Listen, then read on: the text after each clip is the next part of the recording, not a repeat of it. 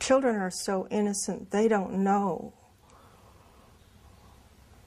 about adults molesting them. Their world to them is safe until somebody shows them differently. And then someone comes along and steals their innocence.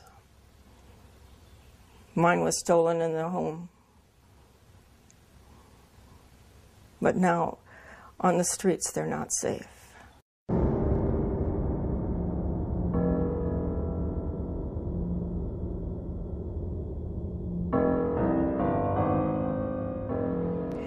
How old were you when you met Dr. Alfred Kinsey? It was probably in 1943 or so. I didn't know who he was. All I knew was that my dad was very excited about taking me there for an interview. You ask, what would the American public say if they actually understood the background to what became the sexual revolution, a sexual psychopath? Do you ever remember your father molesting you with a stopwatch? Yes. If the American public knew that Kinsey worked with a Nazi pedophile and encouraged his rapes of children and possibly even and eventually the murder of this one little girl. You and I are going to be doing some experiments. This man was the singularly most important individual in the decriminalization of every single law that we had ever had that protected women and children.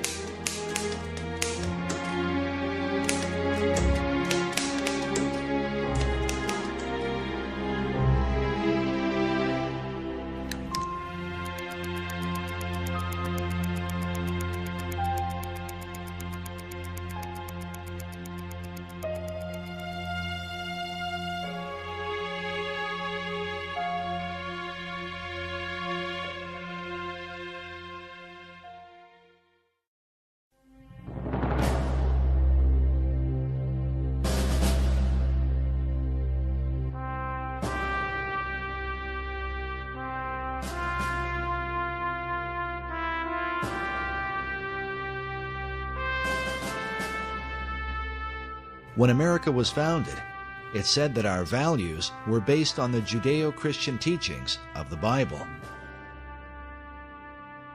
Andrew Jackson once said, "That book is the rock on which our republic rests." But through the 20th century, the view of America as a Christian nation has been hotly debated. Whatever we once were, we are no longer a Christian nation. This nation was founded primarily on Christian principles. Which claim should Americans believe? And by what standard do we determine the moral compass for what is right and wrong in our society? George Washington, in his inaugural address of 1789, said, "The propitious smiles of heaven cannot be expected on a nation that disregards the eternal rules of order and right, which heaven itself has ordained." Among our once traditional values was the protection of women and children, once considered a sacred duty among all men. But now, under the guise of so-called liberty, the care of our most vulnerable has been compromised. We can only wonder what the father of our country might say if he could see what is happening to the children of America today and the reasons behind it.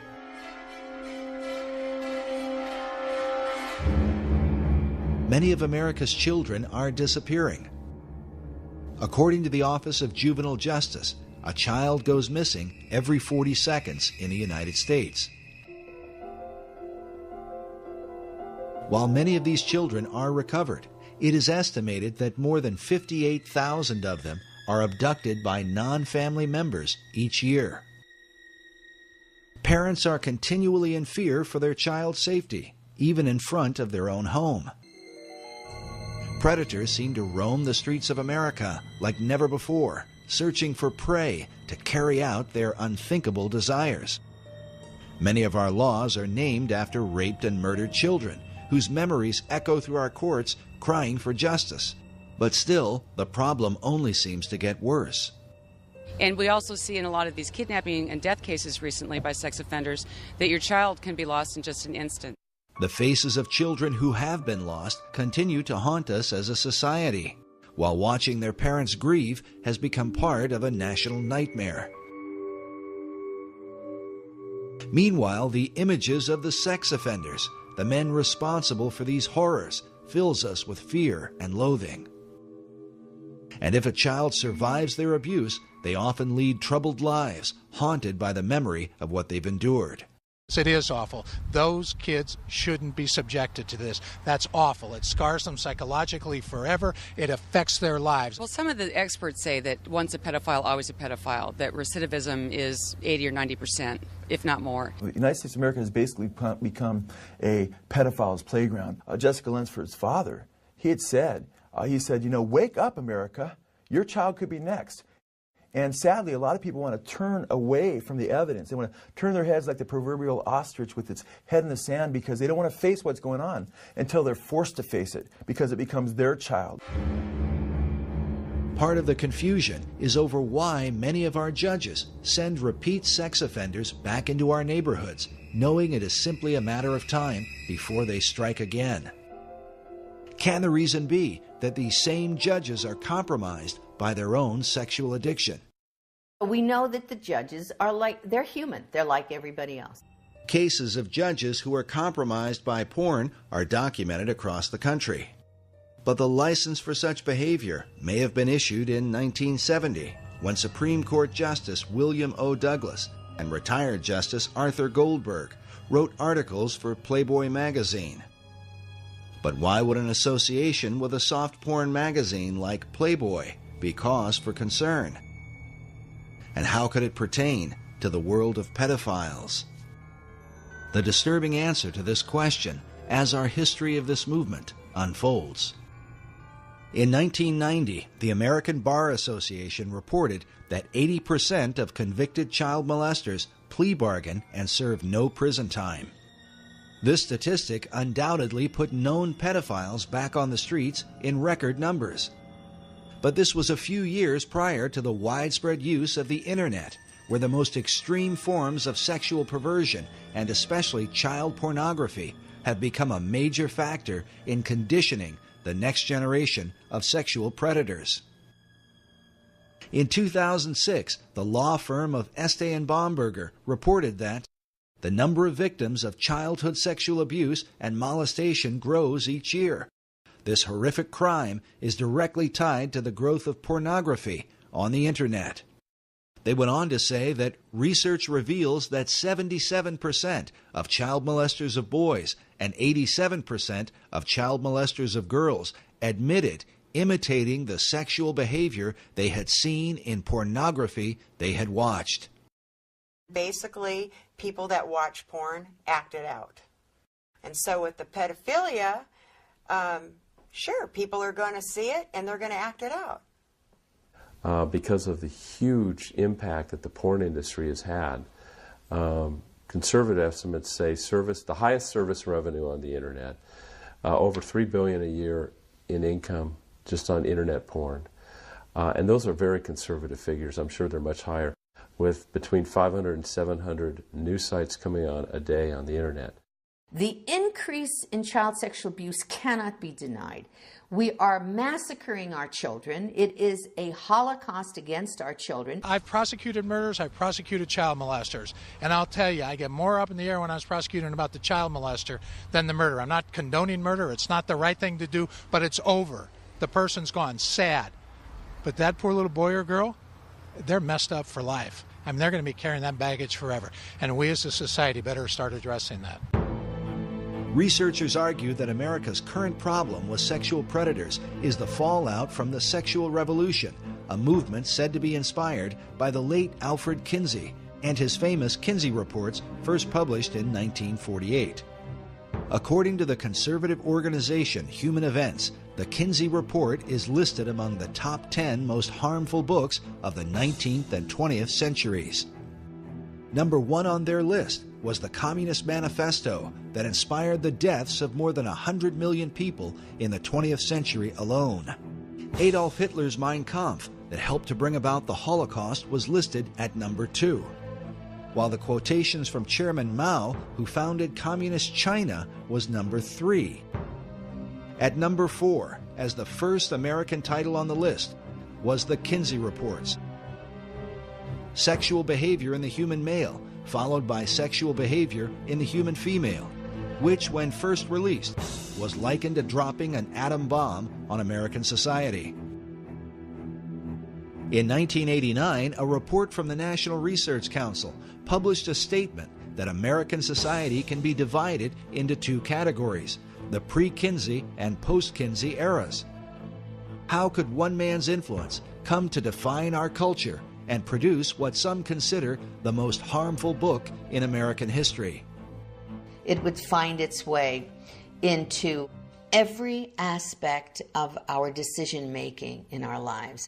Dr. Judith Reisman is renowned for her expertise on the damaging influence of pornography. She has testified repeatedly before the U.S. Congress. Her research has been used by the FBI and by governments throughout the Western world when determining their policies on obscenity. She is author of the book, Kinsey, Crimes and Consequences, in which she details the devastating impact of Alfred Kinsey in America, an influence she believes is behind the growing number of sexual predators who seem to come from all walks of life. Teachers, doctors, lawyers, judges, people are being caught right and left, sacrificing their lives and their families' lives to their addictions to child pornography. How do you think it happened? It did not start today. It started back with Kinsey, and who then kicked off what has become today's horror show. Child sexual abuse, rape, torture. People say, well, you can't track that all to Kinsey. Well, you can track enough of it to make an awfully frightening case. While Dr. Reisman's view may seem extreme, her evidence is disturbing, the results of which are so often reported in our nightly news. 35-year-old convicted sex offender Bradley Meinhardt was sentenced to just 1 to 3 years in prison for sexually assaulting a 12-year-old girl in East Penn, and a guy had a prior. Here's the suspect right here, Joseph Edward Duncan. He has a long history of sexual aggression. Here's Larry Don McQuaid, the 41-year-old former school bus driver who's confessed to sexually abusing more than 200 children. I was able to manipulate parents and children alike, that I was such a nice guy that I wouldn't do something as wrong and disgusting and as that. I consider myself a demon. It's too dangerous for me to be on the street. Should he be released? We tried to protest parole. Unfortunately, as I said, the statute requires his release. I didn't know that the average sex offender predator molests 100 children. I mean, that just makes my outrage even more. For years, Americans have wondered why repeat sex offenders so often receive light prison sentences only to be released back into society. According to Dr. Reisman, the answer is Alfred Kinsey. The laws were changed based upon his fraudulent data, and he was directly involved in those changes.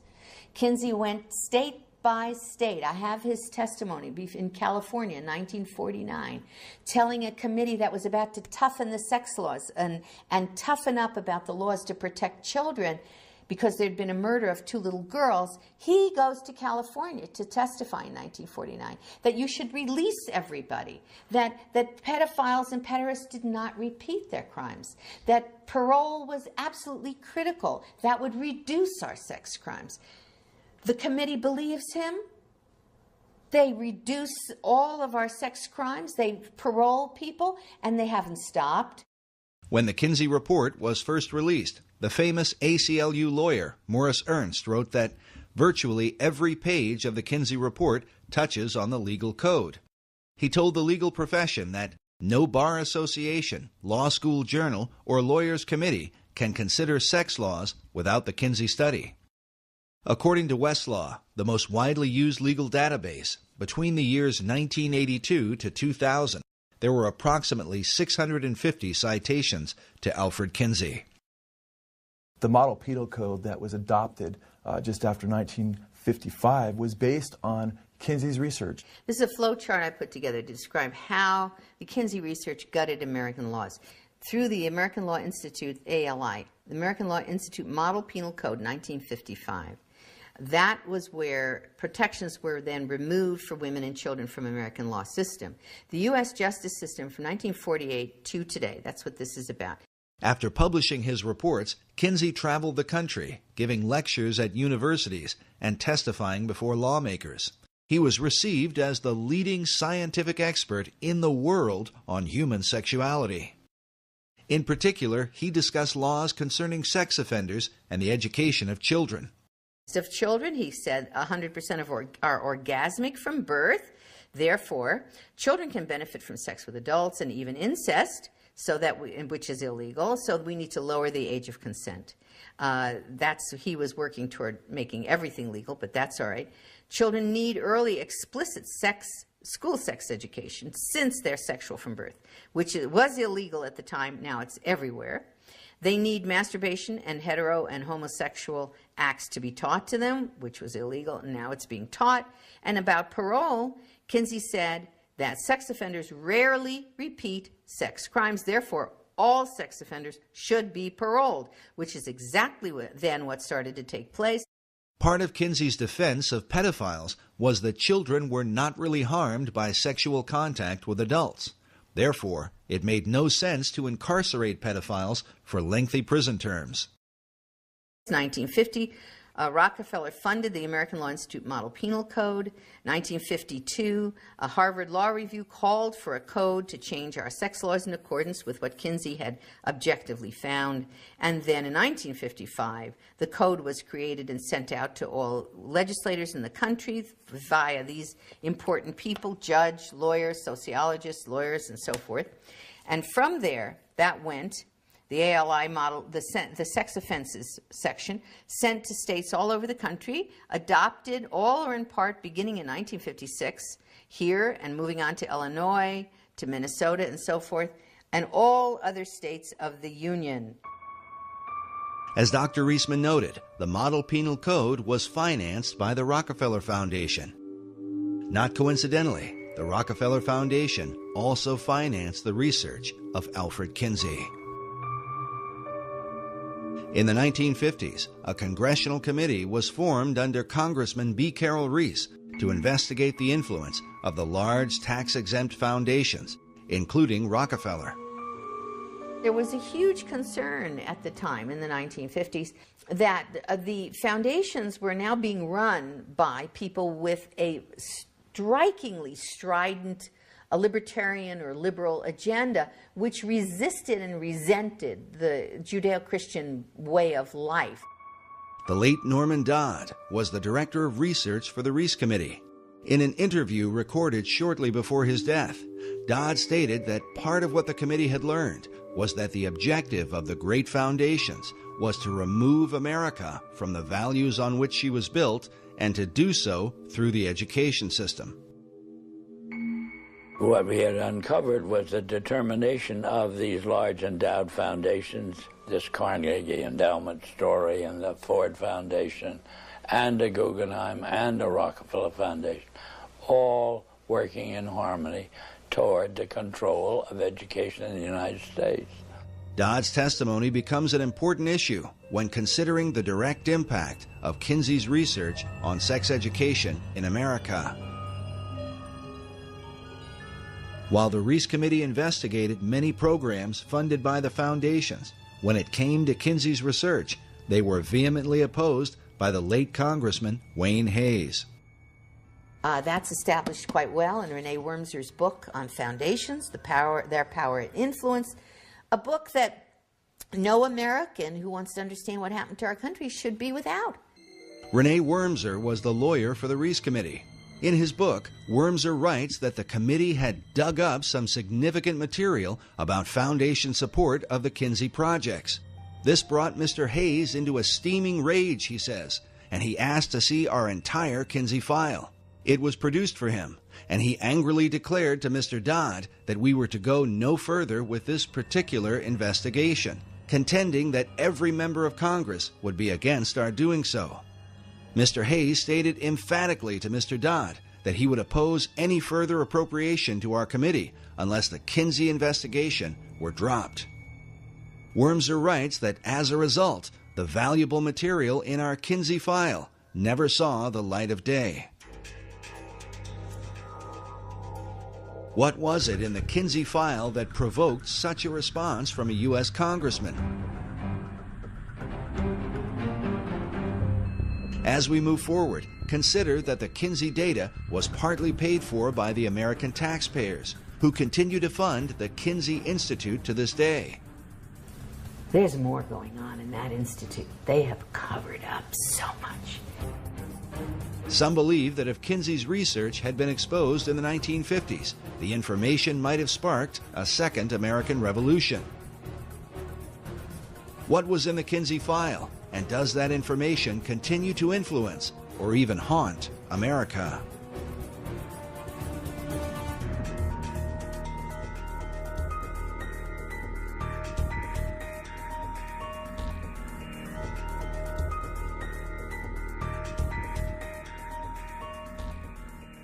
Through the 1930s and 40s, Alfred Kinsey conducted thousands of interviews with both men and women, taking, as he called it, their sexual histories. The purpose of his study was to discover the sexual behavior of the average man and woman in America at the time. Kinsey was a professor at the University of Indiana in Bloomington. Despite his Christian upbringing, he would come to reject the Judeo-Christian belief of his family in favor of Darwinian philosophy, accepting the idea that man is simply a more highly evolved animal.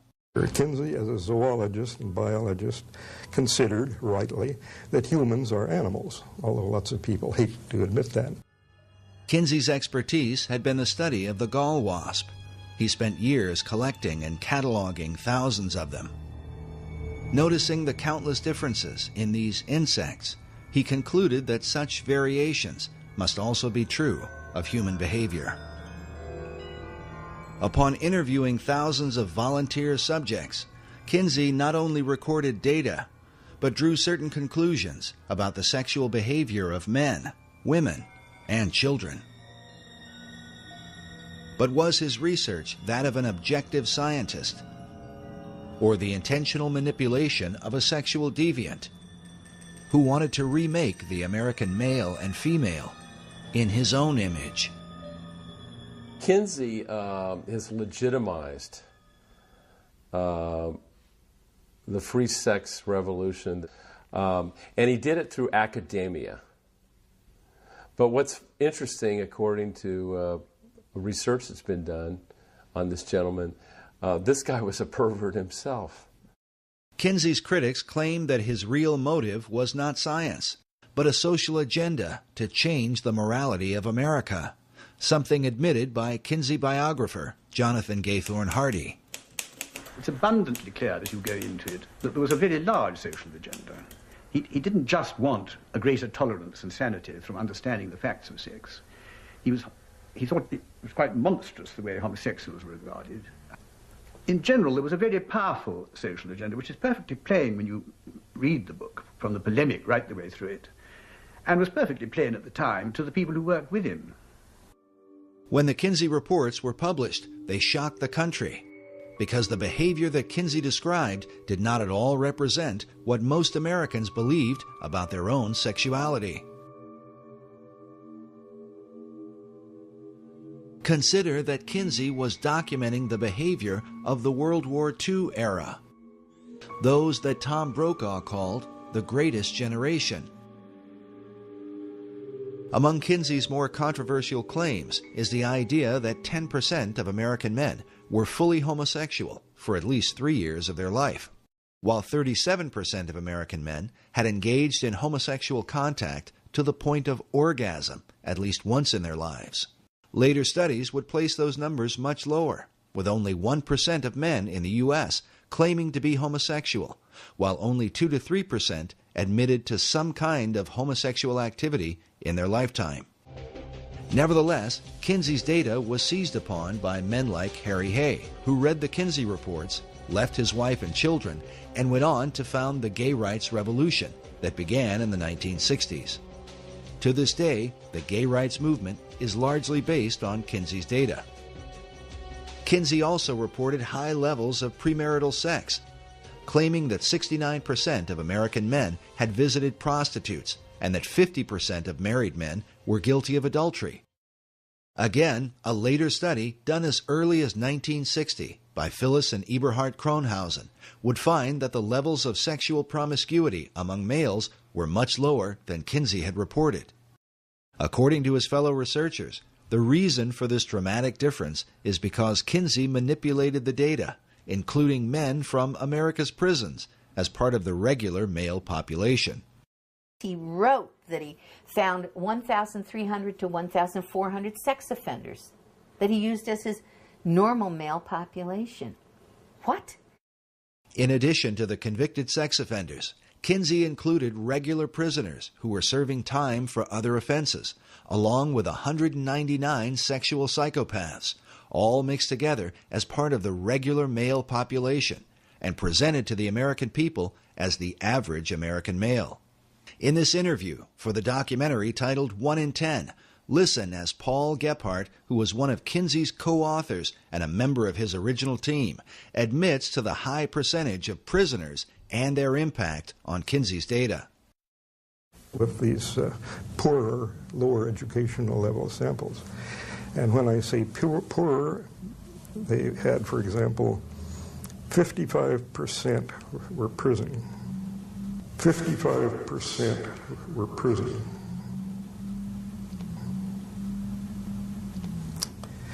And I think that has a definite effect. We know we didn't have enough non-prison people to do much of a comparison, but he didn't do a comparison. He simply took the prison people he got and used them with that less than college educated sample. But the trouble was, by, you might say, emphasizing the less than college educated sample, he introduced a lot of errors into the data.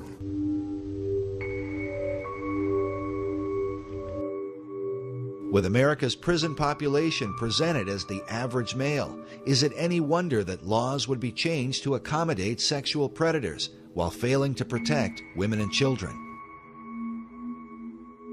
To create high levels of homosexual activity, Kinsey also went into Chicago's underground, into gay bars and homosexual bathhouses, and incorporated the radically gay population into his regular male data, along with bootleggers, gamblers, male prostitutes, ne'er-do-wells, pimps, thieves, and hold-up men, all this according to his own report.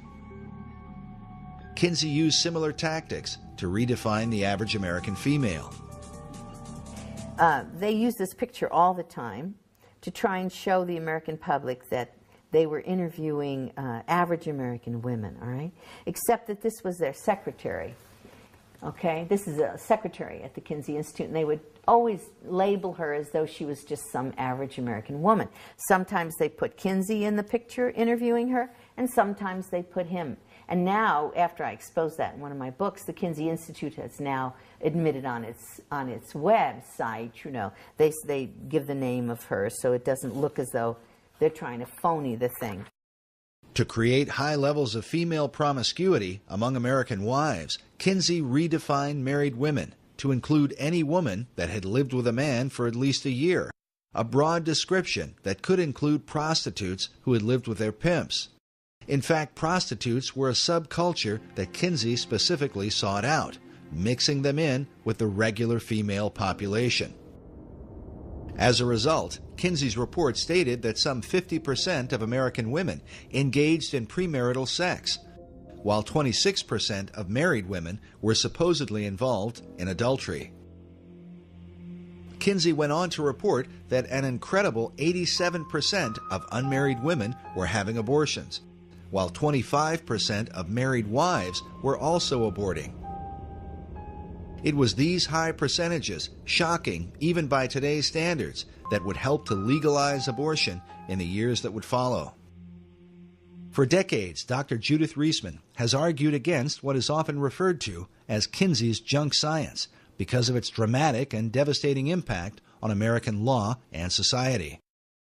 Corrections starts to enact all of this into corrections decisions. In the legal profession and law schools, now Kinsey would be taught as part of the legal structure via the American Law Institute Model Penal Code. That ferrets out into the private and public education, becomes our sex education, is in our American Law Review journals. It's found in parole through corrections, state and local, and criminal, civil, family, and juvenile justice. And expert witnesses then from the sex world begin to inform this whole structure. Ladies and gentlemen, we have had a real dirty deal. We have, as that FBI agent said to me, the head of the FBI Behavioral Science Unit, after he saw my work on Kinsey and on Playboy, he said to his sons, "Guys, we have been conned." Dr. Reisman is not alone in her conclusions, nor was she the first to discover these things. As Reese Committee lawyer Renee Wormser states in his book, the much-publicized Kinsey studies base an advocacy of criminal and social reform on the very unscientific material which Dr. Kinsey had collected. Wormser went on to cite psychiatric historian Albert Deutsch, who said of the Kinsey reports that so startling are its revelations, so contrary to what civilized man has been taught, that they would be unbelievable but for the impressive weight of the scientific agencies backing the survey. Wormser comments saying, "Note how impressive is the word scientific and how false." But he goes on to suggest even more, revealing that, according to the Reese Committee, the postmodern thinking in America today is no mere accident, but has been intentionally created by the elite foundations as part of a greater agenda, one in which the work of Kinsey plays no small part. The Reese Committee wrote that it seems to this committee that there is a strong tendency on the part of many of the social scientists whose research is favored by the major foundations toward the concept that there are no absolutes, that everything, including basic moral law, is subject to change, however fundamental it may have been deemed to be under our Judeo-Christian moral system. The puerile doctrine that change is always necessary has led many of these scientists to believe that there are no longer any inalienable rights. They deem themselves justified, with the support of foundation grants, to label their prejudices as truth and to experiment with society.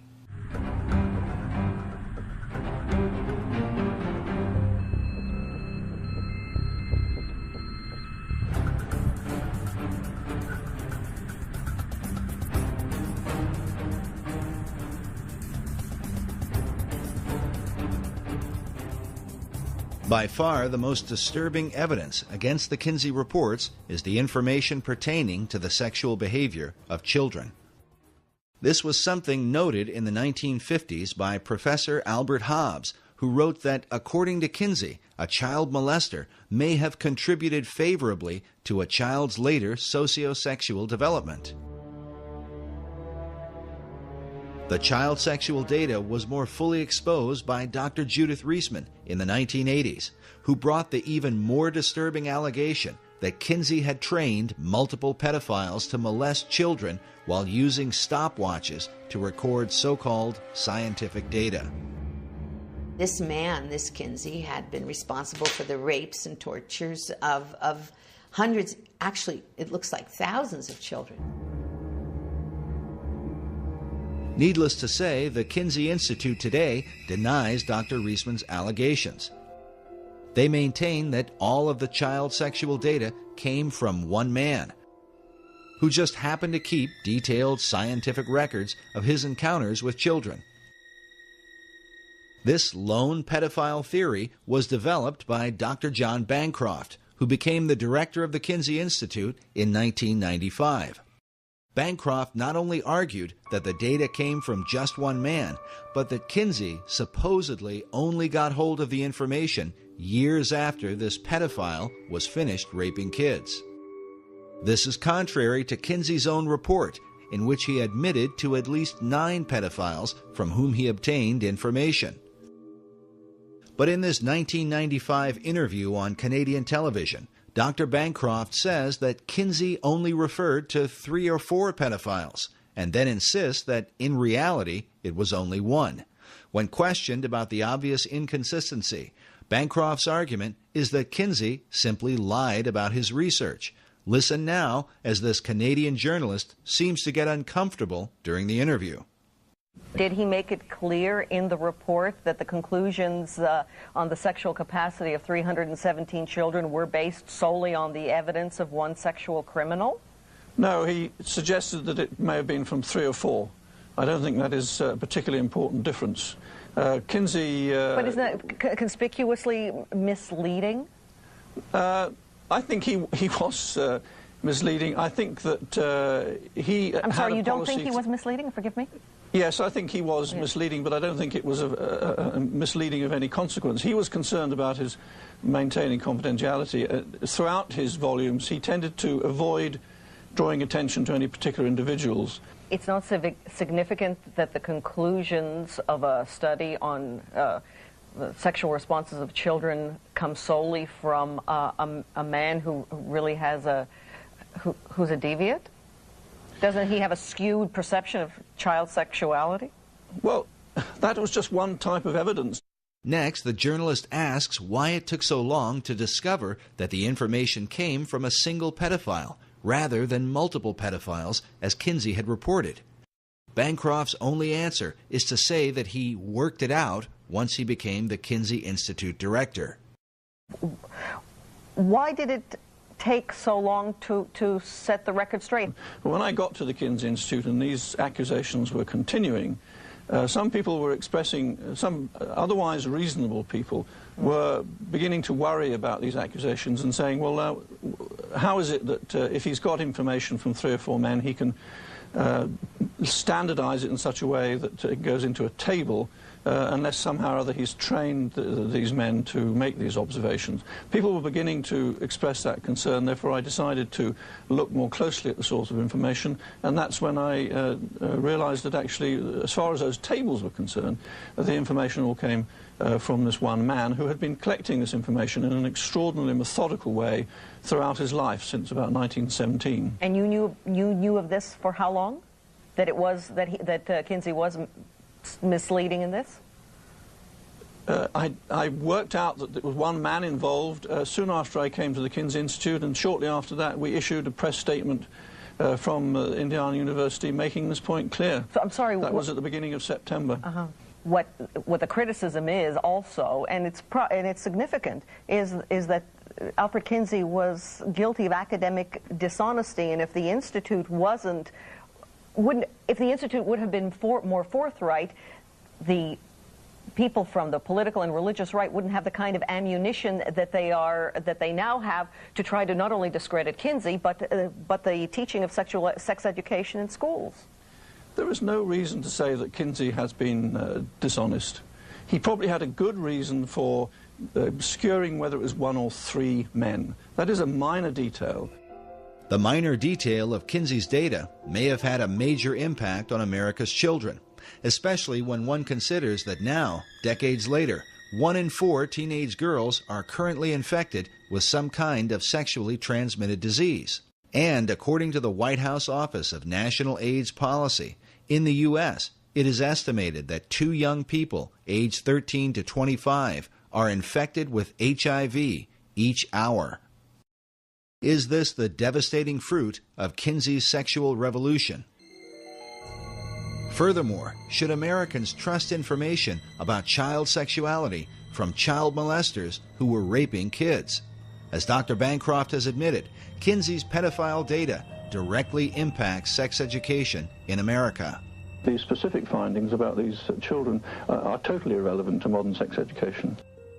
But where did Kinsey get his information? Did it really come from just one man? The allegedly lone pedophile that Bancroft and the Kinsey Institute point to was known as Mr. Green in Kinsey's research. His real name was Rex King, a man who kept written diaries in which he claimed to have molested more than 800 children. Like most pedophiles, King was never caught and never served a day in prison. The Kinsey Institute usually presents King as a man who simply kept meticulous records and mysteriously came into contact with Kinsey. This same idea was presented in the Hollywood film Kinsey, starring Liam Neeson. But what Kinsey supporters do not reveal is that Mr. Green had been personally trained by Kinsey's mentor, Dr. Robert Dickinson. Something admitted by Paul Gephardt in the 1998 British documentary, Kinsey's Pedophiles. Kinsey was told about Green by his own mentor in sex research, Dr. Robert Dickinson. Dickinson had collaborated with the pedophile for several years and taught him how to record his child abuse in scientific detail. He told him how to measure things and time things and encouraged him to... he knew he was going to do his ordinary behavior anyway. Dickinson couldn't have stopped him from being a pedophile. But he said, at least you ought to, do something scientific about it, so it won't be just your jollies, it'll be something worthwhile to science. So he gave him some training by letter and correspondence. Gephardt has also admitted that Mr. Green's child abuse data played an important role in the Kinsey Report's view of child sexuality. Gephardt said, Green contributed a fair amount to our knowledge and medicine's knowledge of sexuality in children. We made our point that children are sexual from birth. But the sexuality of these children was determined because, according to Kinsey's interpretation, the children supposedly enjoyed the molestation while it occurred. If we're talking here about science, you do not ask a rapist if his rape victim enjoyed the rape, and then translate that to the American public as science. Well, nobody minds being raped. They all enjoy it. We asked these experts, and the experts have told us. The experts were the rapists. Dr. Clarence Tripp, one of Kinsey's original team members, offered this comment on Green's molestation of children. Well, here's this man with hundreds of contacts. There was never a charge against him. He was never arrested for anything. All the children thought he was wonderful. All the mothers thought he was wonderful. There are two, I suppose, lest you get contradicted, there are two instances in which a young boy or girl, I guess it was, I don't remember, didn't complain. They agreed to the sexual contact, but then they found it very painful and yelled out when it actually took place. This was because they were very young and had small genitalia, and Green was a grown man with enormous genitalia, and there was a fit problem.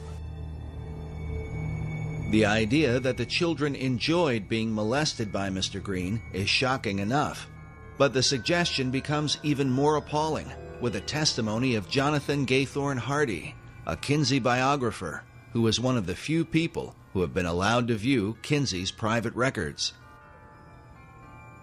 Speaking about their practice of keeping files secret, Hardy said, "The Kinsey Institute is nervous people will read the journals. Rex King described having sex with this little girl, this little boy. I think the Kinsey Institute felt right-wing figures would pluck out things. I think they are right to keep them under cover. There are descriptions of King buggering boys nigh on 13 who doesn't enjoy it. I mean, it's quite sort of harsh stuff, some of it." But the most disturbing evidence comes from Kinsey's so-called scientific tables, wherein he describes the sexual responses of young children.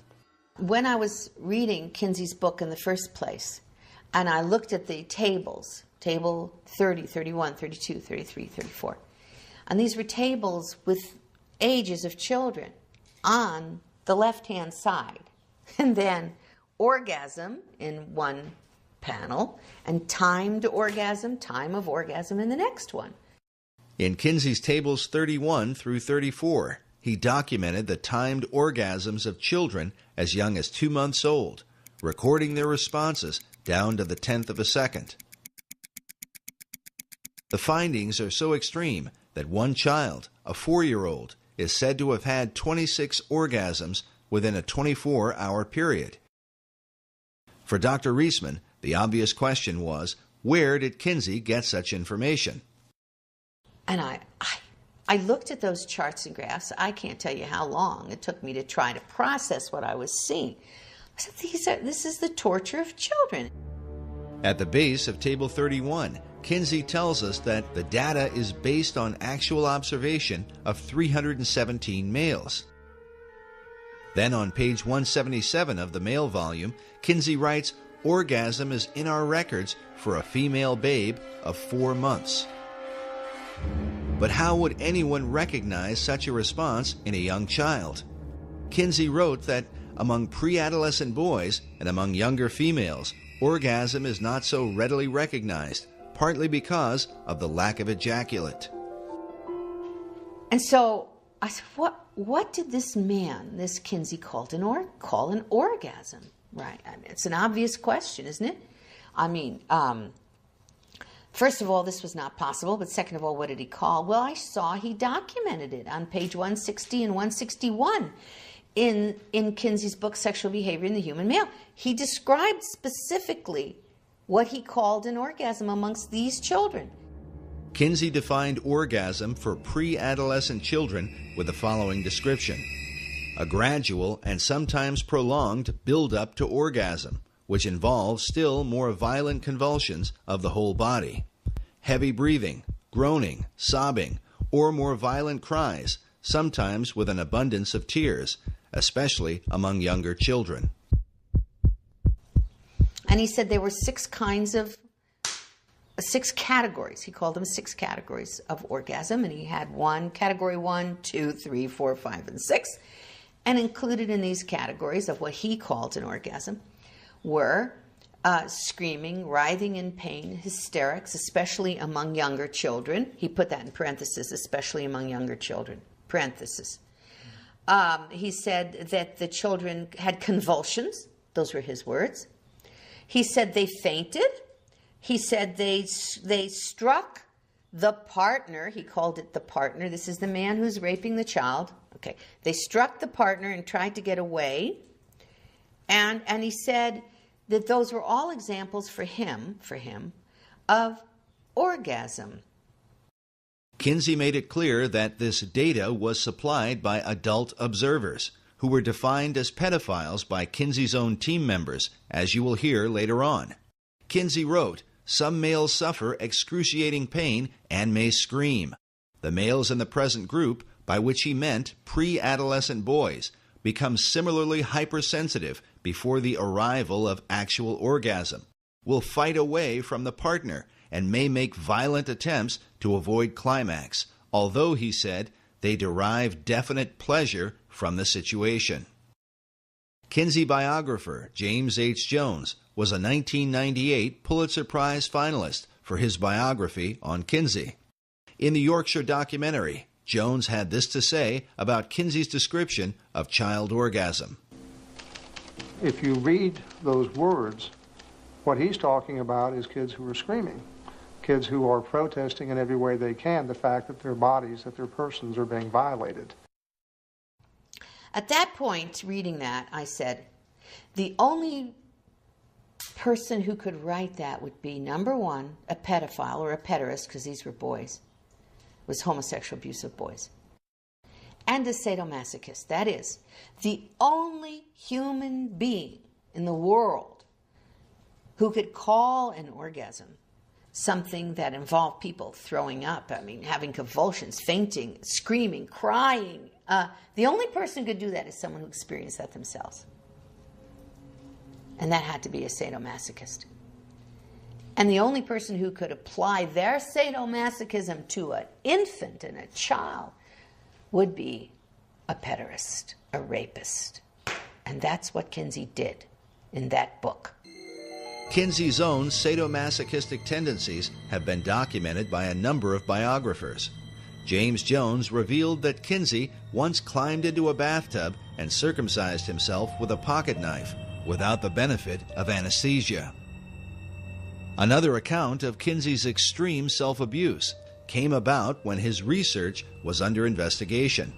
Jones reports that after the Rockefeller Foundation withdrew his funding, Kinsey went to a basement, tied one end of a rope to an exposed ceiling pipe and the other end around his scrotum, then stood on a chair and jumped off.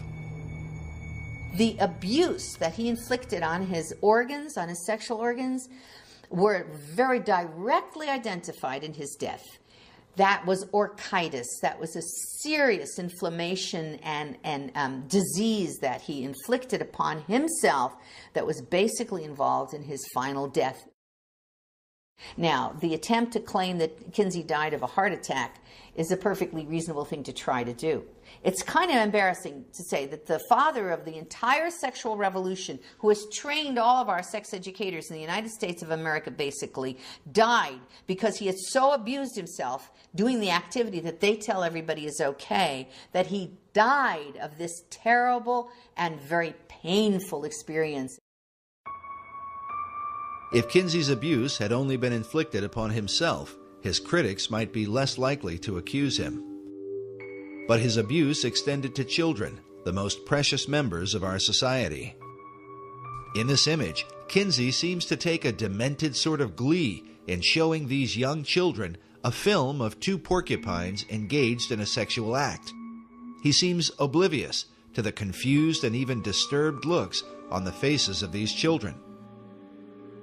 Was it this same lack of concern that enabled Kinsey to support and even encourage the most depraved sexual criminals? The evidence shows that Kinsey was not content to work with merely one pedophile, as Dr. Bancroft and the Kinsey Institute claim. Following the example of his mentor, Dr. Robert Dickinson, Kinsey set out to train his own predators, men who would collect information about what can only be called the sexual torment of children.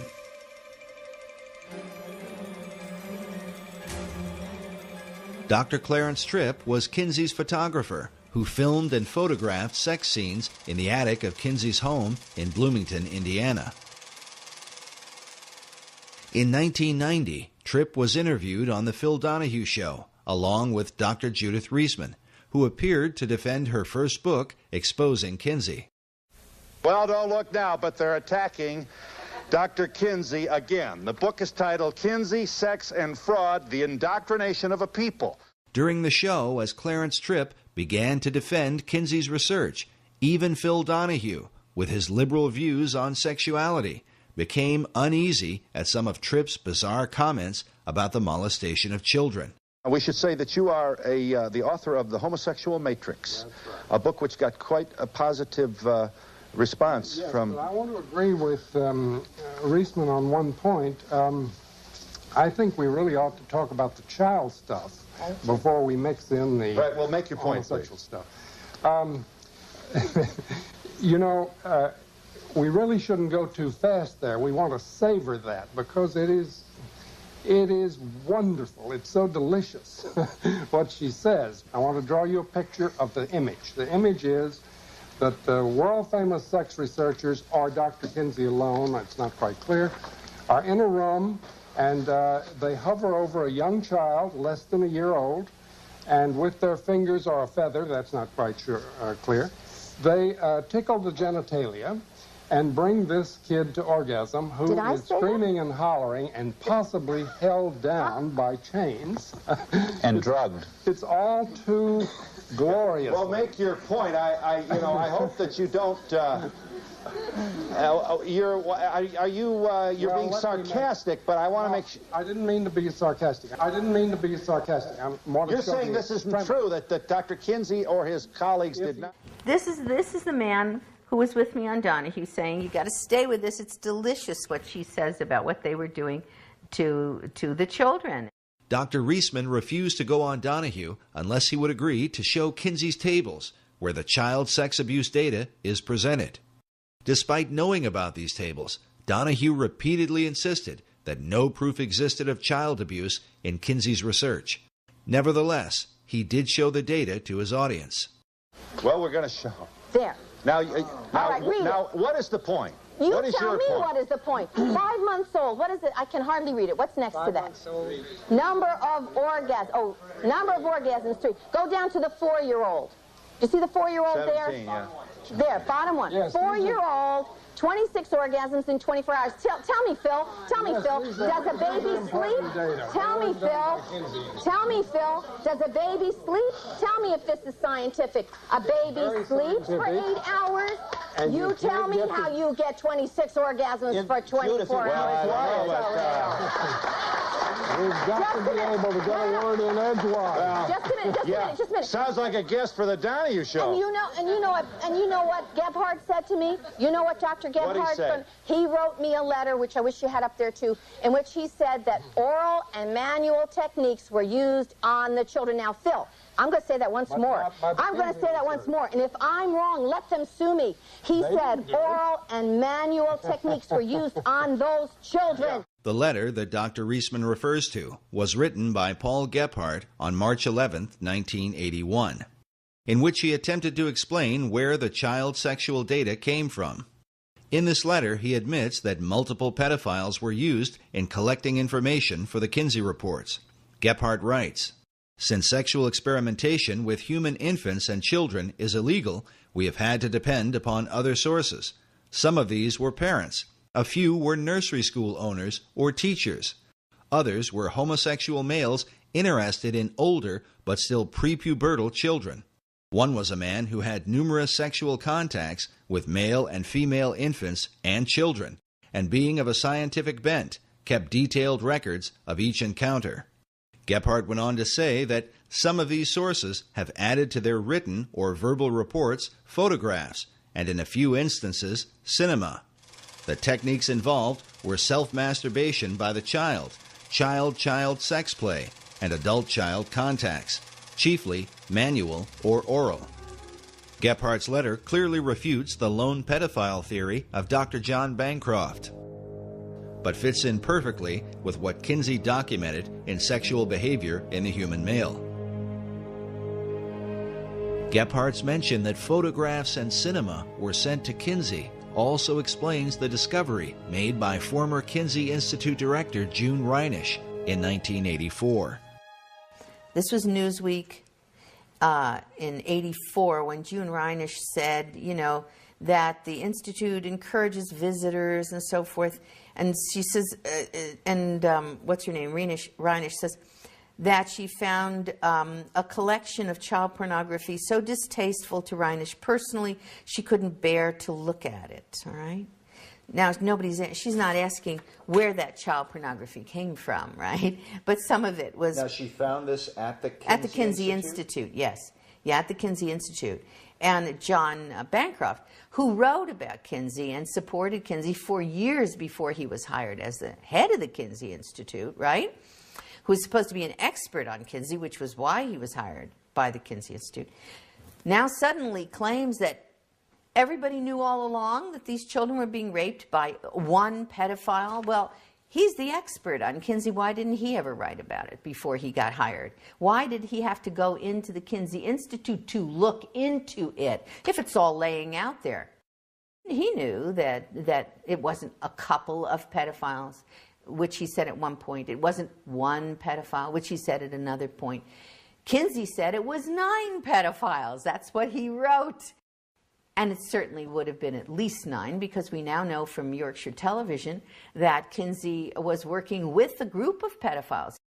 There was also a pedophile organization in this country.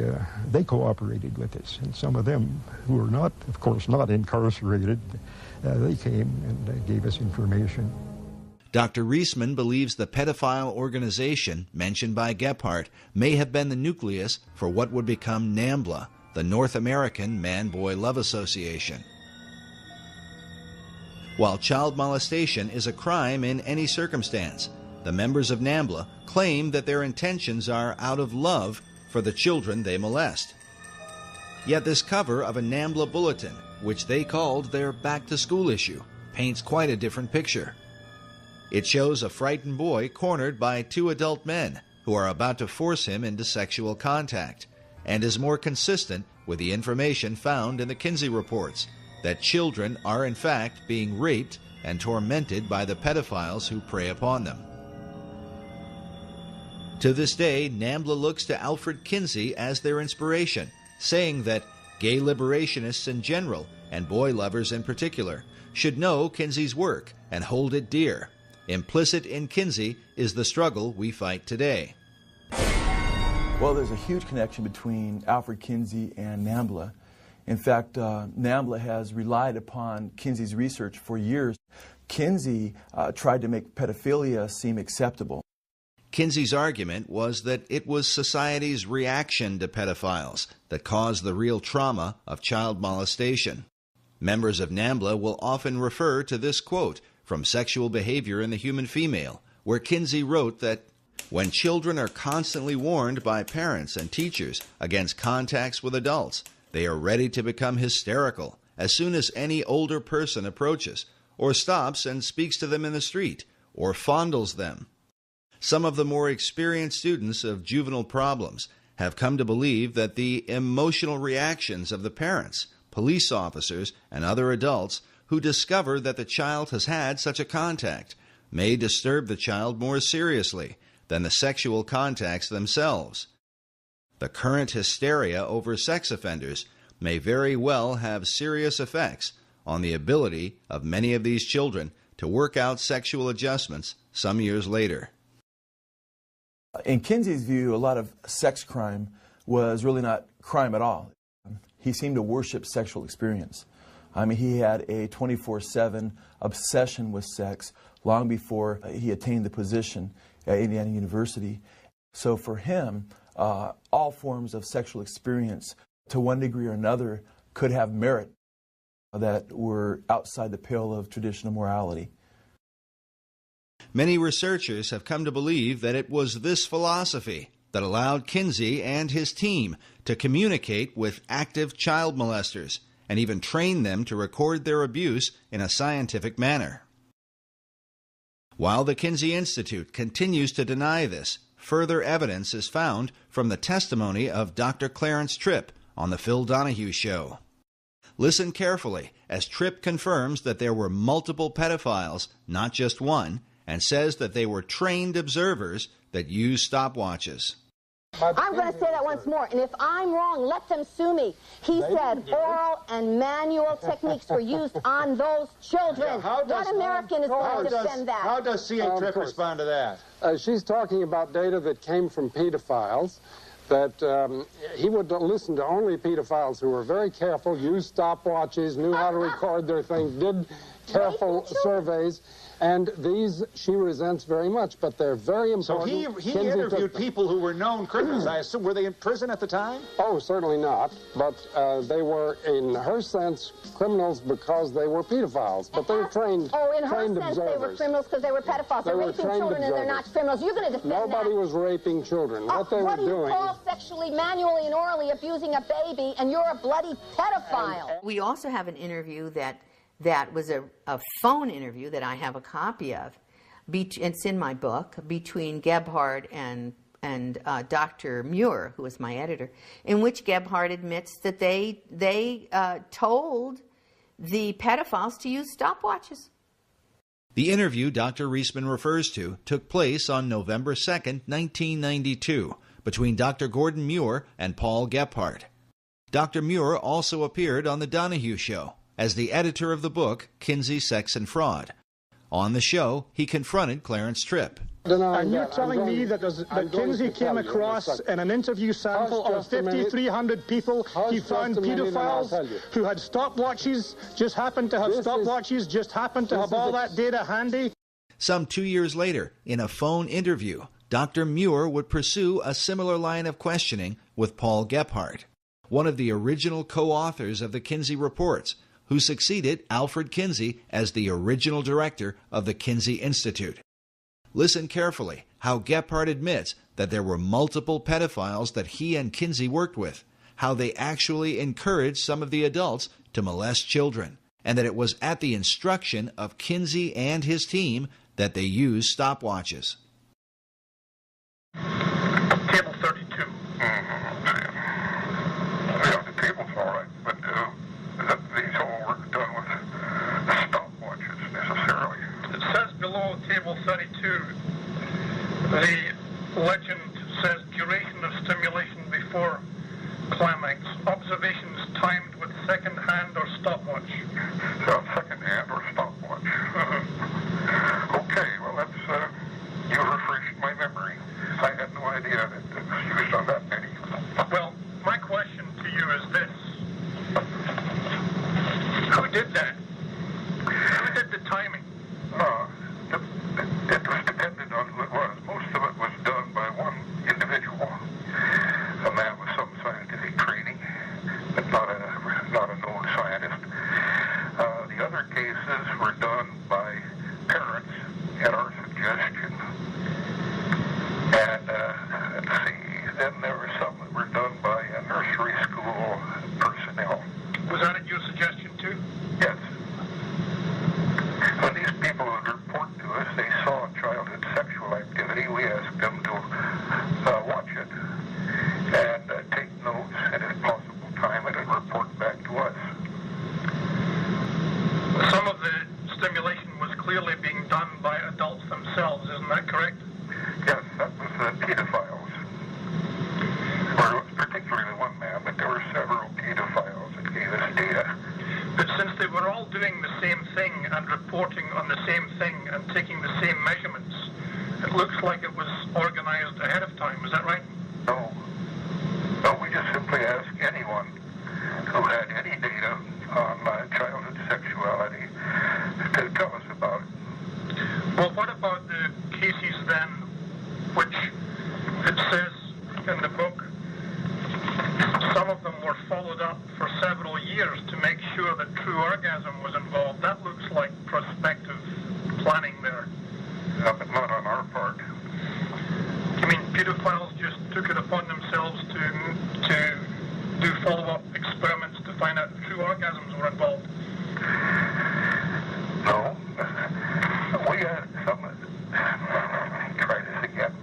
At this stage of the interview, Gephardt engages in a bit of wordplay, but listen carefully as Dr. Muir gets to the point with him. Once we ask people about giving us their observations, we would ask them later, too. In other words, if there were some pedophiles who reported their data to us, and if they got in contact with us later, we would then ask more about it. We follow up on by re-interviewing people occasionally. We call them retakes. I think that's mentioned. Right, it is. But I mean, what I'm trying to get at was, this sounds like it was a little bit of prospective planning here. No. We did not plan and organize any Masters and Johnson type experiments with children. Period. Never did. So, do pedophiles normally go around with stopwatches? They do if we tell them that we're interested in it. But this isn't a plan on our part. They do if we tell them that we're interested in it.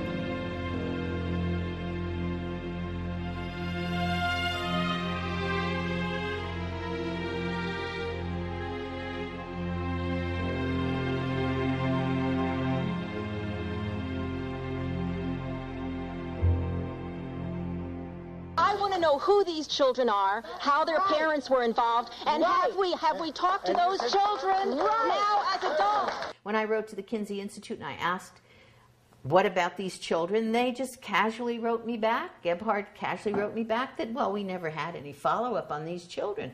It was too expensive, he said, or just impossible. What does he mean there's never been a follow-up? You just talked about men who are raping children, at least 317 children. Now we're looking at, it comes up to maybe 2,035 at minimum, probably. The youngest 2 months of age, and you call yourselves, quote-unquote, scientists, and you've never even followed up. That's a lie. There's got to be some information, and if it was good information, if they had found out that these children were completely unharmed, lived fine lives, we would know about it. They would have passed that information on to us so fast. Many of the children abused by Kinsey's pedophiles probably had no idea that they were part of a government-sponsored study, most likely living out their lives in suffering and confusion about what had happened to them.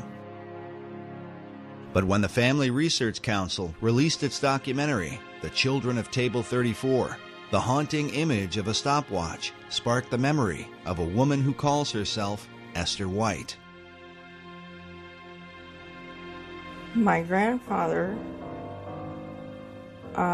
molested me when I was around 4. And he never did again. But he went to Indiana University to get his teaching certificate. And he took biology while he was there. And so I'm assuming that he probably met Kinsey there because the whole university was involved in his research. As a child, Esther says she was taken by her father and grandfather to meet with Alfred Kinsey and to be interviewed by him. But the real purpose of that meeting would be a mystery for years to come. I didn't really know. I didn't connect it all until I read Judith Reisman's writings,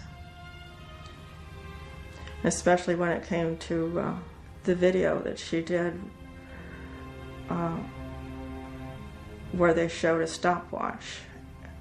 And that was the key. I realized, yes, that was what was going on. Now in her 70s, her desire is to remain as anonymous as possible out of consideration for her family. Esther White is her assumed name. How old were you when you met Dr. Alfred Kinsey? It was probably in 1943 or so, 43 or 44. I was born in 34. My father was very excited about taking me there to meet Dr. Kinsey. I didn't know who he was. All I knew was that my dad was very excited about taking me there for an interview. And he was instructing me that I was to be very nice to this man and answer him. He told me they would ask me about my family and whether I loved my family and so forth. So when we got there, it was at my grandfather's and great-grandmother's house. And Mr. Kinsey and his 2 colleagues were late in getting there because it was winter time. And he was doing a seminar at Ohio State University. This was in Columbus, Ohio. And when he came, he was in very much of a rush because they were so late.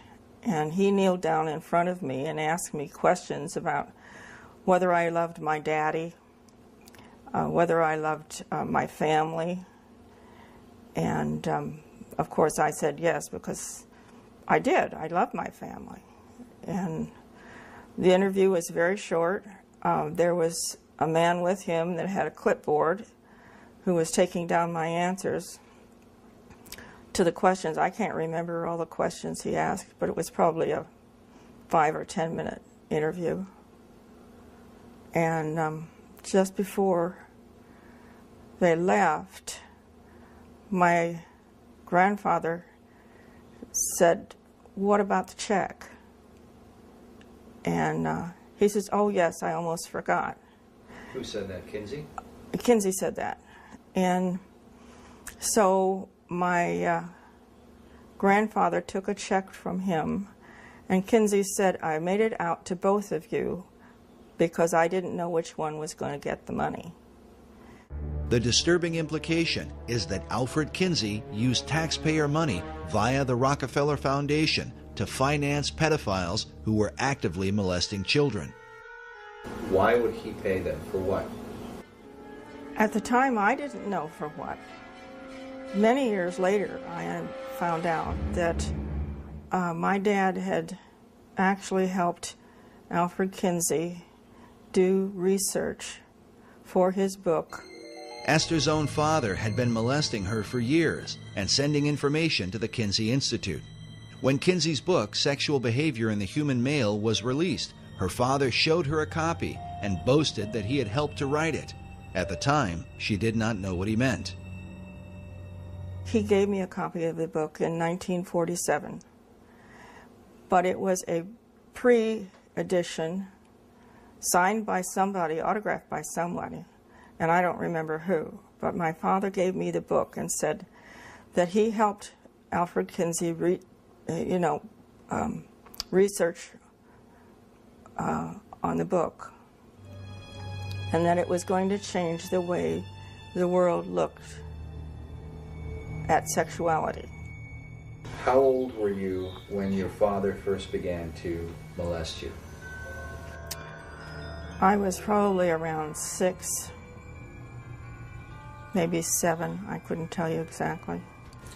Do you ever remember your father molesting you with a stopwatch? Yes.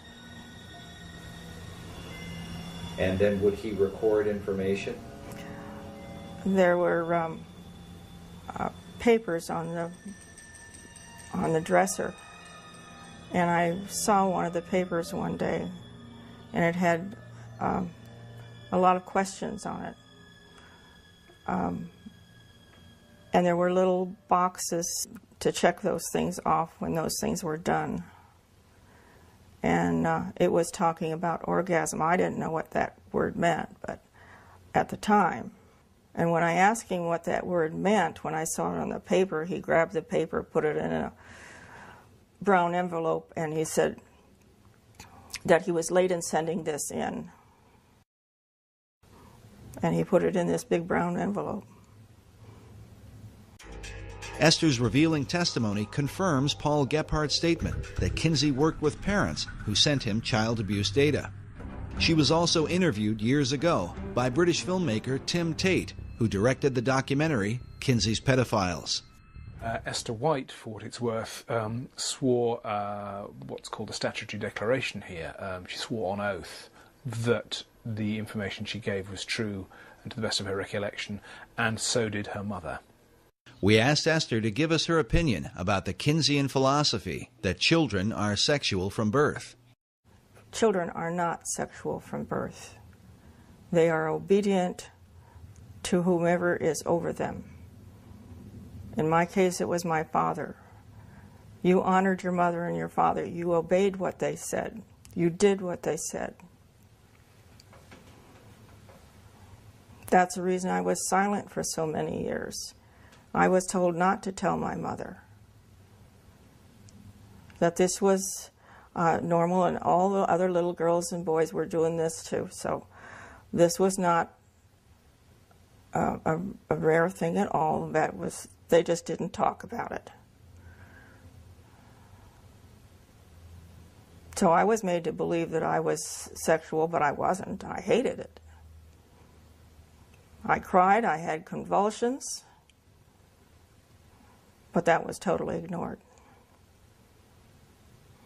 She's heartbroken about the life that she lived because of her abuse at the hands of her father and grandfather, who were working for Kinsey and sending material to him. There are others out there like that. Bancroft said he knew there were, and he was afraid they were going to show up. He wasn't talking about one pedophile when he said he was afraid that the children of these pedophiles would show up. He was talking about a lot of people who were damaged, and he knew it. And the Kinsey Institute knows it, and Indiana University knows it, and they've always known it.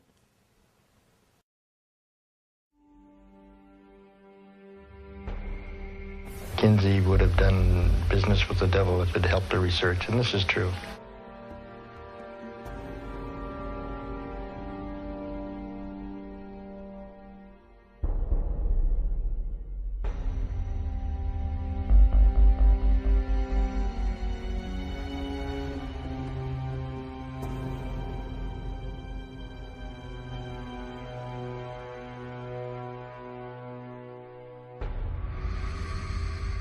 I view Kinsey as one of the most treasonous Americans in human history. The charge of treason might sound a bit extreme, but the evidence shows that Kinsey's desire to document the most depraved sexual behavior led him to work with a man who seemed to personify evil itself, a Nazi pedophile named Dr. Fritz von Balusek.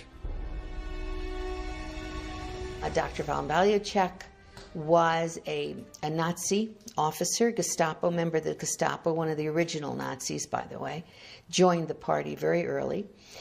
He was in charge of a Polish town, and he was a pedophile.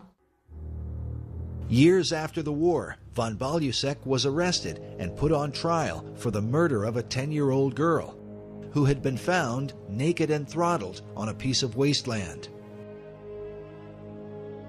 The German authorities suspected von Balusek of the crime because the same girl had been listed among several hundred children he had raped, the details of which he had recorded in his pseudo-scientific diaries.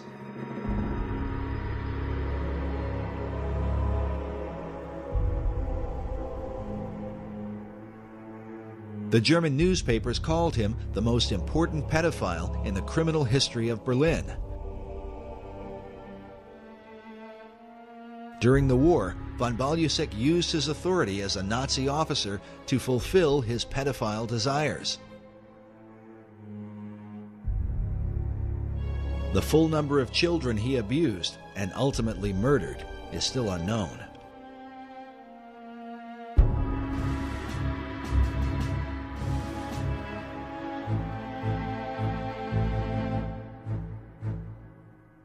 When he was arrested for rape of many children, but also possible murder of a little girl, all of the German newspapers spoke about this on the headlines.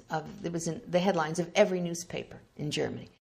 During the war, von Balusek was the commandant of the Polish town of Jędrzejów. There he threatened the children with certain death if they refused his sexual desires.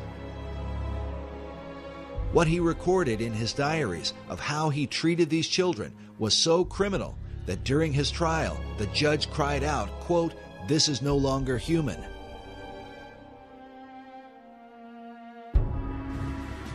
He had told the children that it was either the smokestacks or it was him.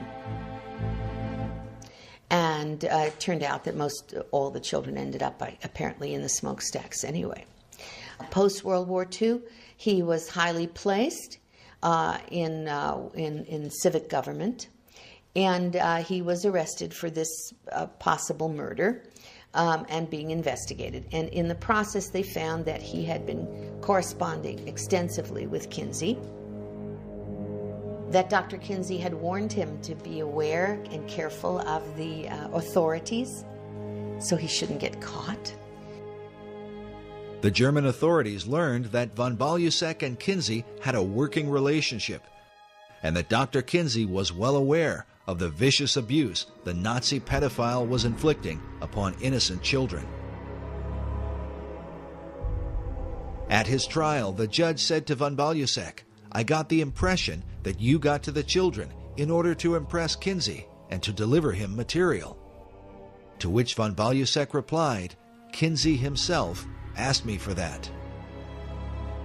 The German press was outraged, and the judge was outraged. The judge went on to say, instead of answering his sordid letters, the strange American scholar should have rather made sure that Mr. von Balusek was put behind bars. The German press reported that Kinsey's letters to the Nazi contained warnings to watch out or be careful of getting caught. They wrote that in his diaries, von Balusek stuck in the letters from the sex researcher Kinsey, in which he'd been encouraged to continue his research. He had also started relationships to expand his researches. One shivers to think of the lengths he went to.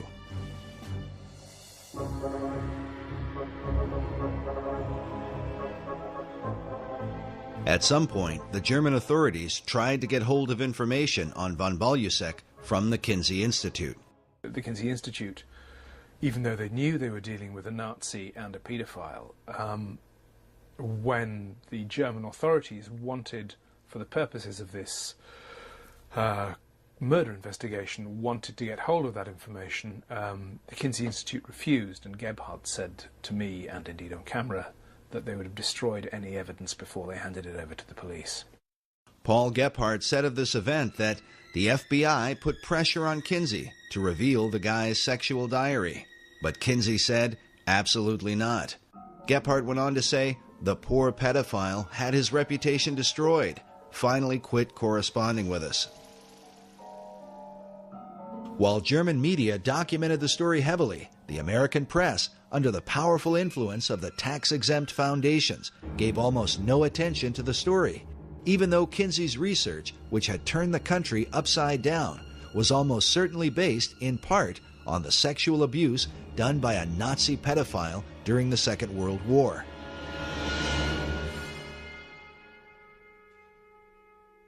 It is entirely likely that von Balusek's letters to Kinsey can still be found in the records of the Kinsey Institute even today.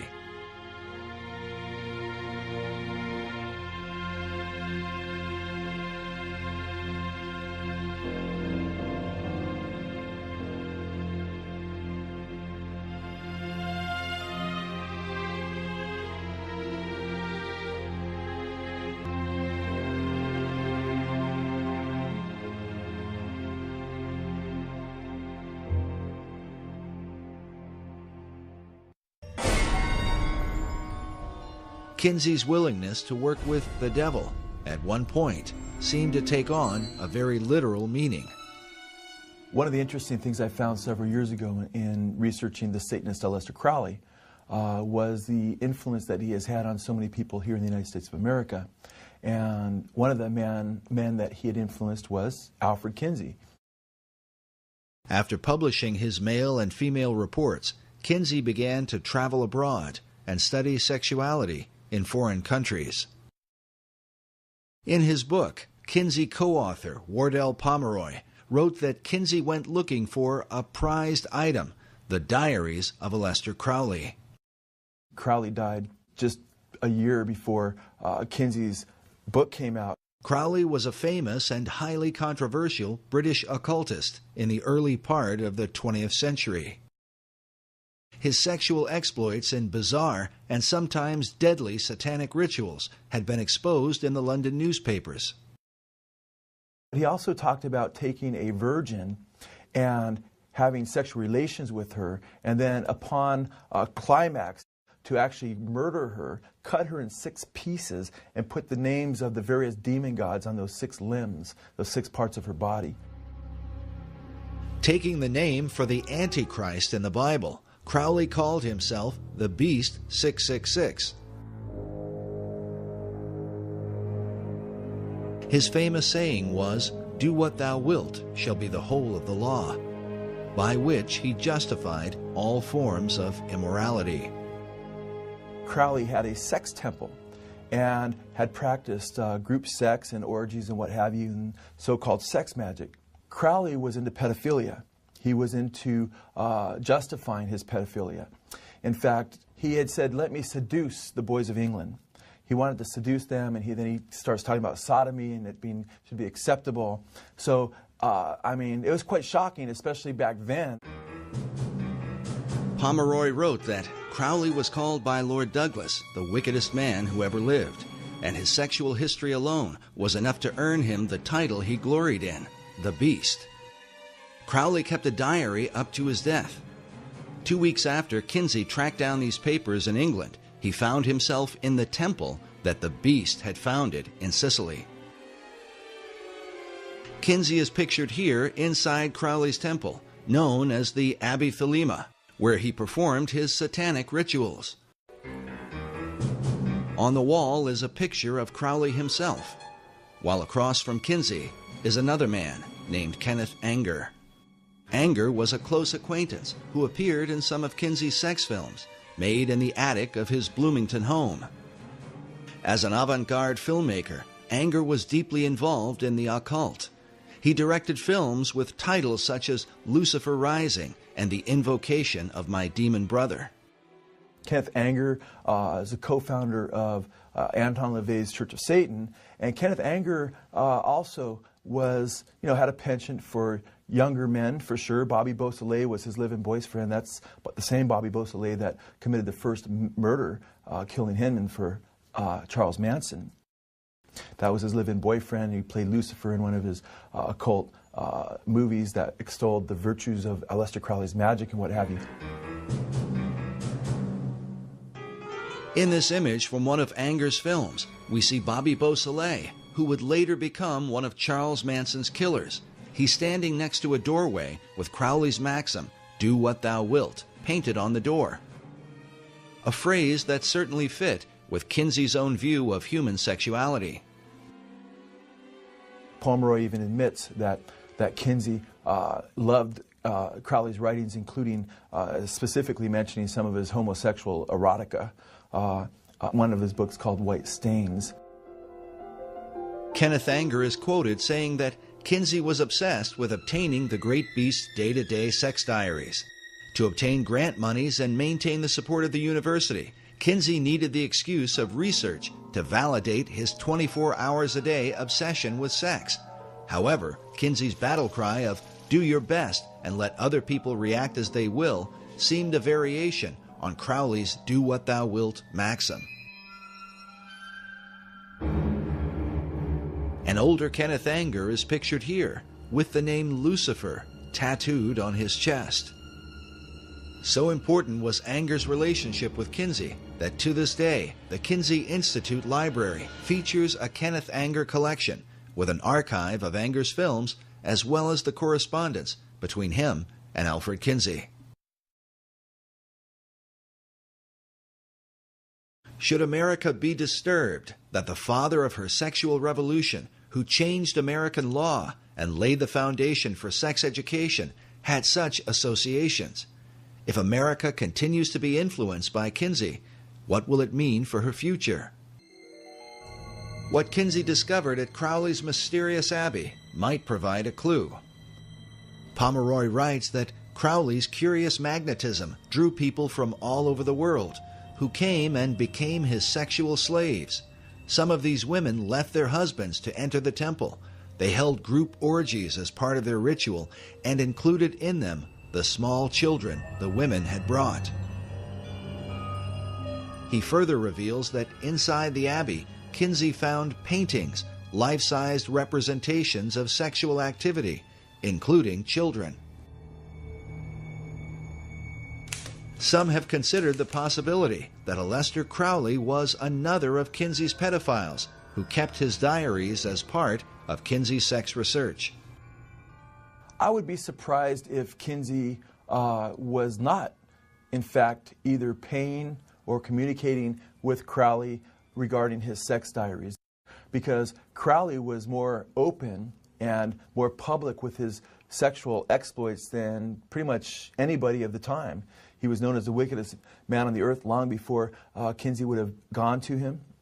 He was far more accessible than, say, a Nazi officer in Germany to Kinsey, and as ugly as Crowley was to so many people, he wasn't nearly as known, or there wasn't the reputation that there was with the Nazis.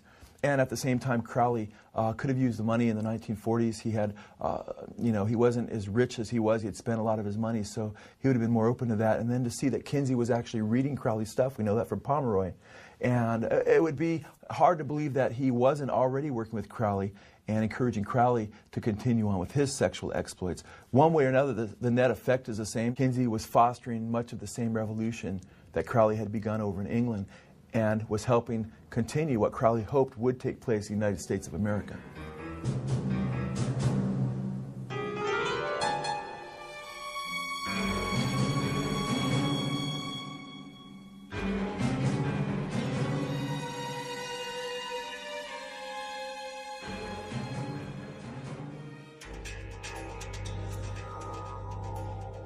Mass media seems to have always been on the side of Kinsey and his philosophy. A philosophy carried out by Hugh Hefner in 1953 when he launched Playboy magazine. That same year, Kinsey released his K-Bomb, Sexual Behavior in the Human Female, the second book in his report on human sexuality. Hefner made an immediate association between his soft porn magazine and Kinsey's research. I referred to it in the first introduction to the first issue and called it the other great book that was coming out in 1953. Max Lerner, the historian and a good friend of mine, said that Kinsey was the researcher and I was the pamphleteer. And it's an interesting way of looking at it. I certainly do think that in a very real way, the sexual revolution began in 1953, with the second book and the beginning of Playboy. Hugh Hefner had been under the influence of Kinseyan philosophy since the release of the male volume in 1948. He had even written about it in a college publication years before he started Playboy magazine. Half a century later, in Playboy's 50th anniversary issue, Hefner paid special tribute to Alfred Kinsey, celebrating the man who had helped him launch the sexual revolution. But Playboy represented more than just nude photos of the girl next door. According to Hefner, the magazine was, quote, a statement of rebellion without question. The first official Playboy playmate was named Janet Pilgrim, directly intended to mock America's Puritan heritage. In time, Hefner would publish the Playboy philosophy, a new morality for the post-Kinsey era. Just as Kinsey had gone all over the country, preaching the message of sexual reform, Hefner followed his example, giving speeches, appearing on talk shows, and speaking in public forums as the pamphleteer for Kinsey's sexual revolution. So what you're saying, Mr. Hefner, is that we should encourage premarital sexual relations? I think that we should encourage the notion that sex can be right and proper in marriage or out of marriage. In time, Hefner set up the Playboy Foundation, which became, quote, one of the major sources of income for the Kinsey Institute. But was Hefner's sexual revolution simply about giving consenting adults the right to alternative lifestyles? Or was there a hidden agenda within the pages of Playboy, one that would further the child sexual abuse also found in the Kinsey reports?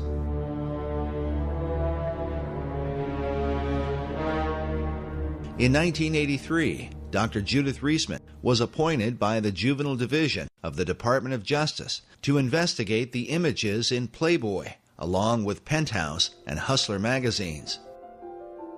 The reason for the study was due to the rise of violent sex crimes committed by young adults against even younger children.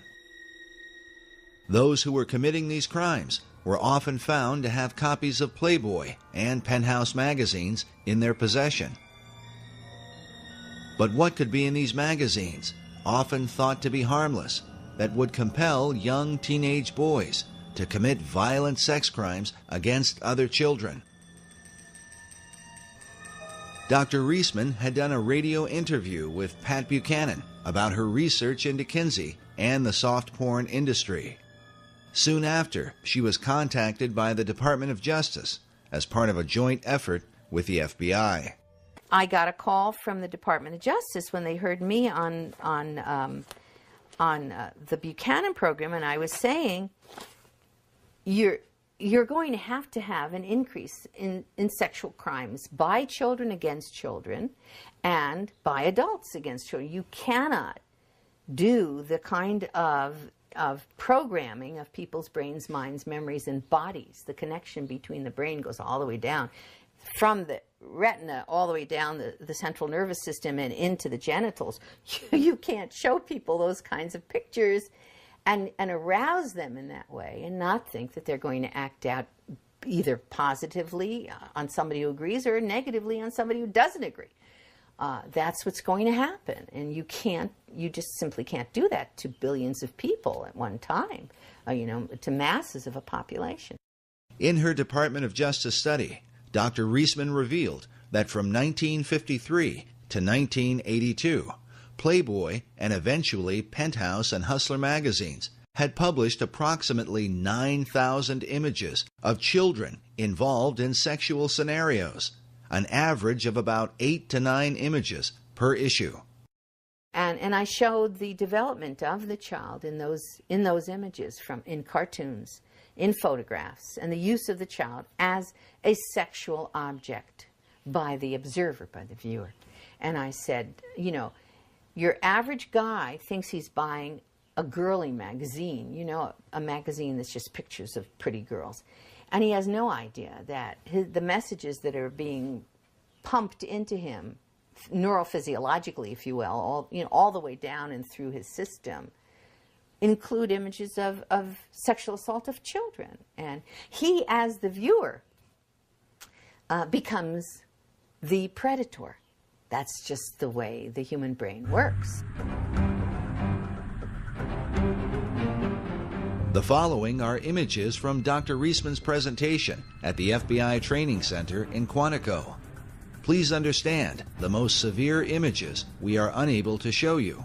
Dr. Reisman demonstrates how the cartoon imagery of children progressed into real-life images, either of children or of legal-aged women who were made to look like obviously underage girls. Over time, the scenarios suggested greater degrees of sexual aggression and violence, including murder.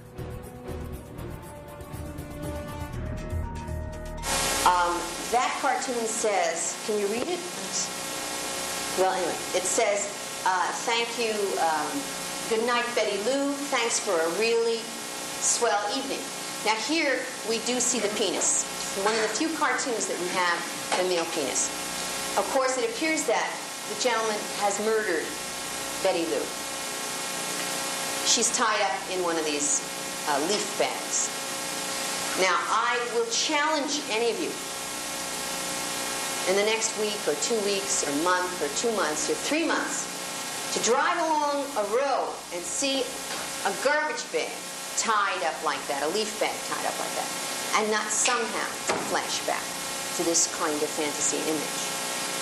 Now, for you, it may not be a problem, but we have reason to suspect that for some publics, that kind of continual flashback in our subconscious constitutes a real problem.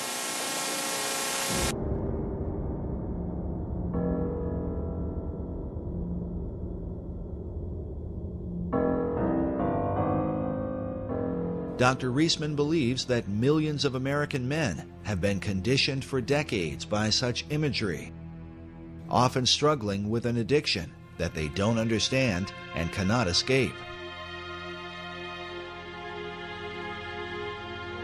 The addiction to porn has now been handed down to America's children, giving their young minds a perverse view of reality and of the relationships between men and women.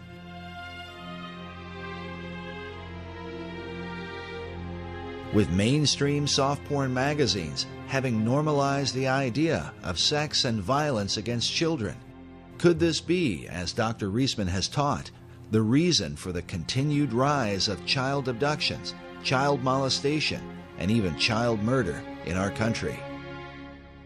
And are these materials, which are often defended under the First Amendment, the real liberty that America's founding fathers fought and died for?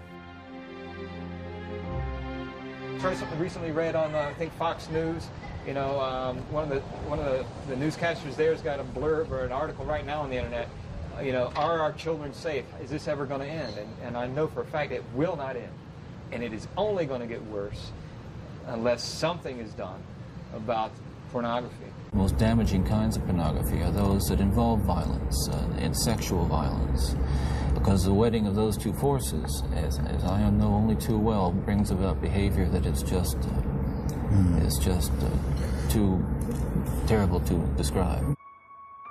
After seeing her presentation at their training center at Quantico, the FBI ordered all copies of Playboy and Penthouse magazines to be removed from the FBI post-exchange. A similar reaction occurred with the Southland 7-Eleven Corporation, which had been a major distributor of Playboy and Penthouse. But in 1986, after seeing Dr. Reisman's presentation, the 7-Eleven chain refused to carry the publications, costing the soft porn giants untold millions in annual revenue. Dr. Reisman herself describes what the FBI and 7-Eleven were really responding to.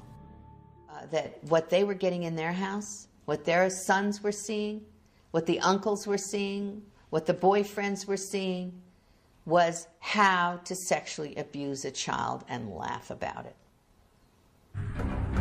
During World War II, the Nazis used cartoons to condition the minds of Germans against the Jewish people, creating an exaggerated and comical identity that ultimately led to their persecution and mass murder.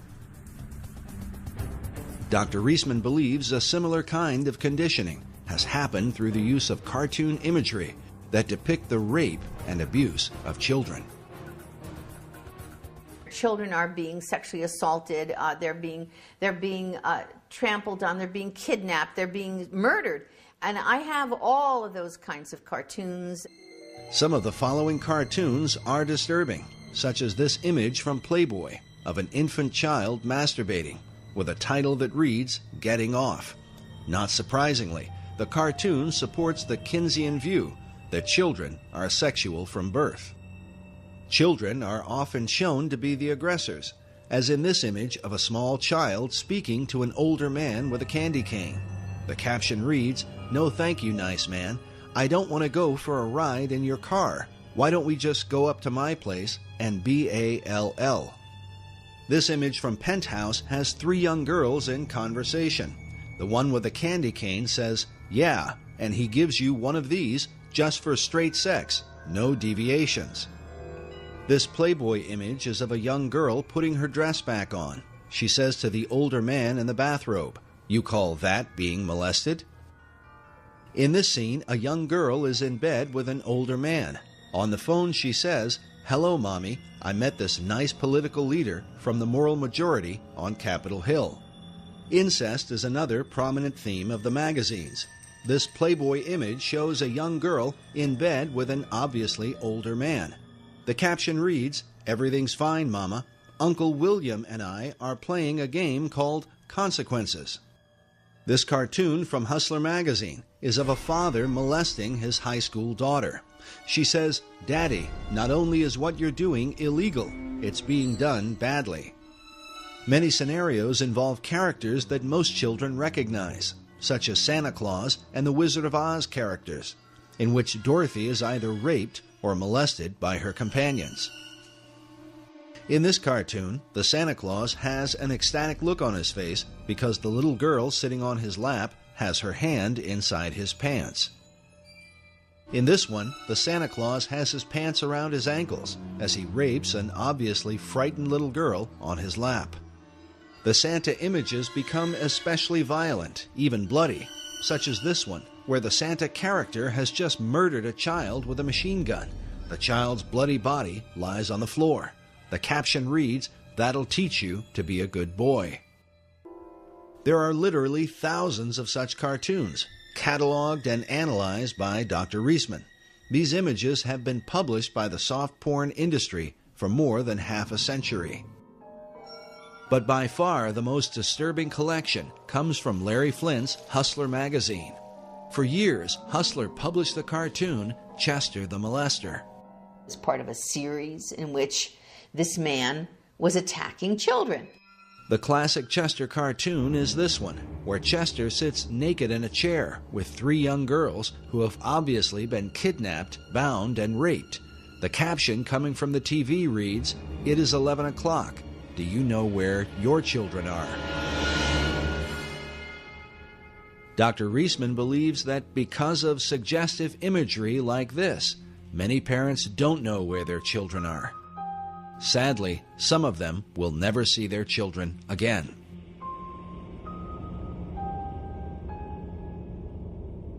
Chester the Molester was the invention of Hustler's head cartoonist, Dwayne Tinsley, shown here in the 1985 documentary, Rated X, where he explains the character of Chester. And Chester's the character that I do for the magazine. He'd have this dirty old guy that would do anything to trap a young girl. When you say young girl, how young do you mean? Well, at that particular time, he was after the younger ones, 10, 12. His idea is that he wants to get all little girls. Look again carefully at this disturbing image, where Chester is writing information on a notepad, almost as if he were recording data like one of Kinsey's pedophiles. First of all, if he's going to trap a little girl, you know, the idea for him would be to knock her out or something. I don't know. I mean, he didn't have to actually use a club or a bat. He could have smacked her, but just the idea of the bat is a little goofier, better than a baseball bat. I mean, it was just always with him. He was going to hit the little girl over the head trap her, hit the little girl with his club, and drag her off to his lair, as it were. Whether she was going to have fun or not, it was never established. This same attitude seems to have carried into Tinsley's own life. 4 years after appearing in this documentary, Tinsley's daughter would testify in court that she had been repeatedly raped by Tinsley himself. In 1989, Dwayne Tinsley was tried and convicted as a child rapist, in part because of the research on his work done by Dr. Reisman.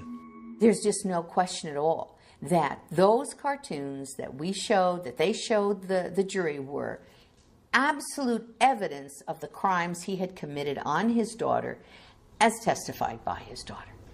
During the trial, the jury was shown one of Tinsley's cartoons, which depicted a father molesting his teenage daughter. The caption reads, "Gee, I'd love to go to the drive-in, Tommy, but my dad has some, extra household chores for me tonight." In court, Tinsley's daughter claimed that her father showed her this cartoon and said to her, "This is you and me." The Associated Press reported that Tinsley often said, "You can't write this stuff all the time if you don't experience it." There's no normal human being that can draw those things, that can put that kind of idea out there to the public, who is not experiencing that themselves. No, that's just not going to happen.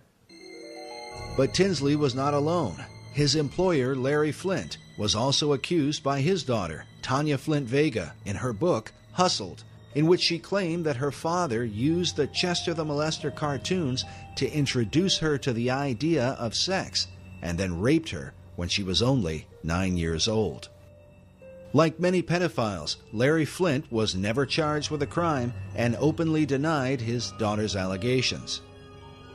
Even Hugh Hefner is said to have been guilty of statutory rape. According to biographer Russell Miller in his book, Bunny, The Real Story of Playboy, Hefner himself enjoyed making love to a schoolgirl who had attended his daughter's Sweet 16 birthday party. Miller's evidence was based on the testimony of the staff that worked in the Playboy mansion at the time. As with Larry Flint, Hefner was never charged with a crime. A major breakthrough for Hefner's Playboy magazine and child pornographers in general was the film Pretty Baby, starring Brooke Shields. A film briefly remembered during the recent controversy over the images of 15-year-old Miley Cyrus. Pretty Baby was the story of a 12-year-old girl who grows up with a prostitute mother and ends up losing her virginity in a whorehouse. People magazine ran a story saying Brooke Shields, 12, stirs a furor over child porn in films. Playboy featured images from the film, along with an interview with the film's director, Louis Malle. In the interview, Malle said, "When Playboy requested a photo that would express my personal vision of eroticism, I sent a shot of my 2-year-old daughter, Justine, naked. This led to the photos above of Brooke Shields, whom I cast in the title role of my new film, Pretty Baby."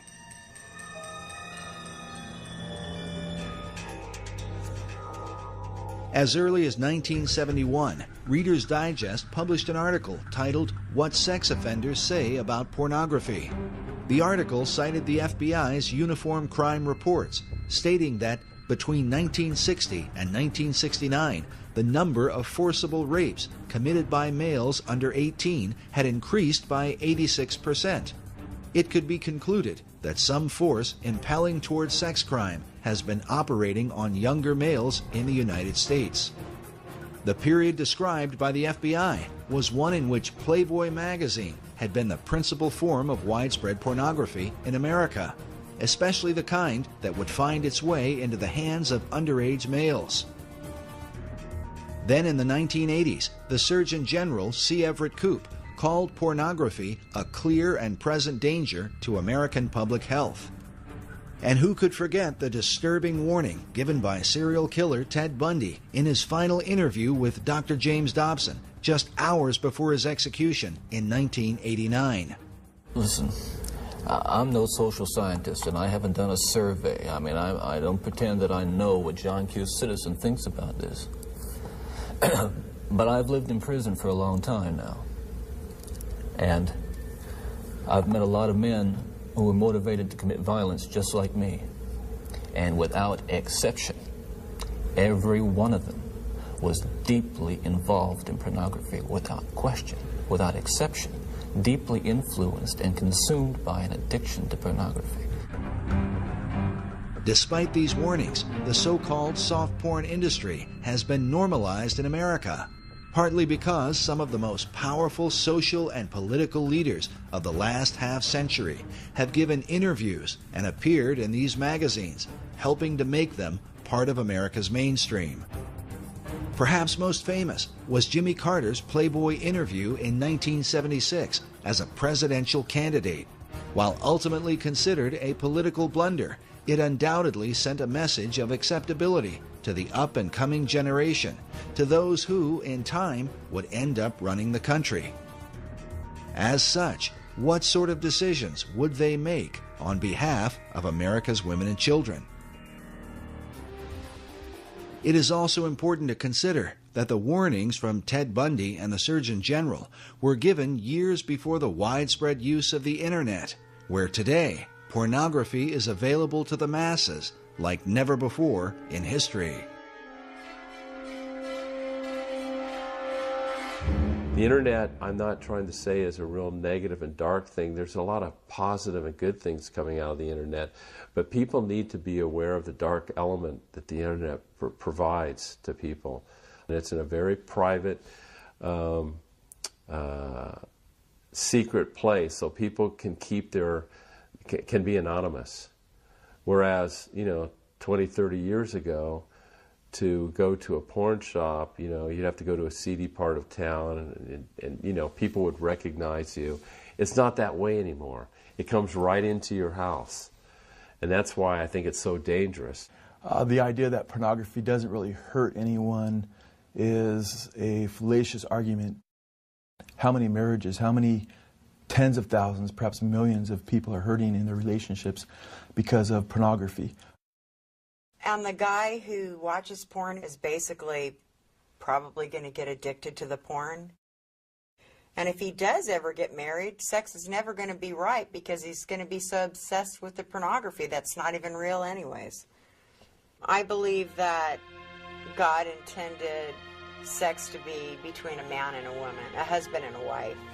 You want to explain the images on the computer? This is nothing right here. Just because you're not out with some other woman doesn't mean that you're not being unfaithful to our marriage. And what else do you need? What do you need? I want my husband to be faithful. I want my husband to be a father to his children. I don't want him in his office watching pornography and telling me that he's trying to meet deadlines.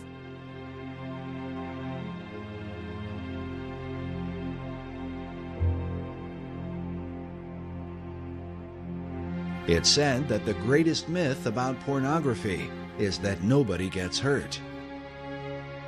Some even argue that porn is a healthy outlet for men and women alike. But has this really proven to be the case? Or does an addiction to porn create a kind of shadow person, someone who ends up leading a double life? One that the rest of those in his world can only wonder about. And when his dark secrets are finally brought into the light, what will be revealed?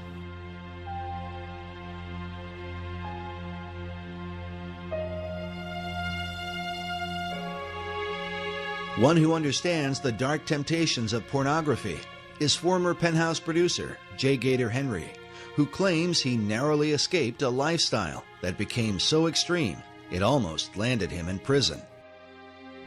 I'll say that, but for the grace of God, there go I when I see these men that are being arrested on the news. As a former producer for Penthouse magazine, Gator rubbed elbows with some of the big celebrities in Hollywood, including Ozzy Osbourne and Pamela Anderson. And as you would expect, his work exposed him to countless Penthouse models.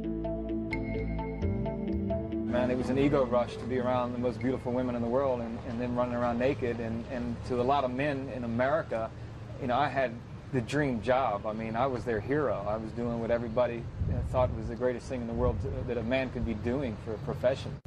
Gator believes his addiction to pornography began with a troubled childhood.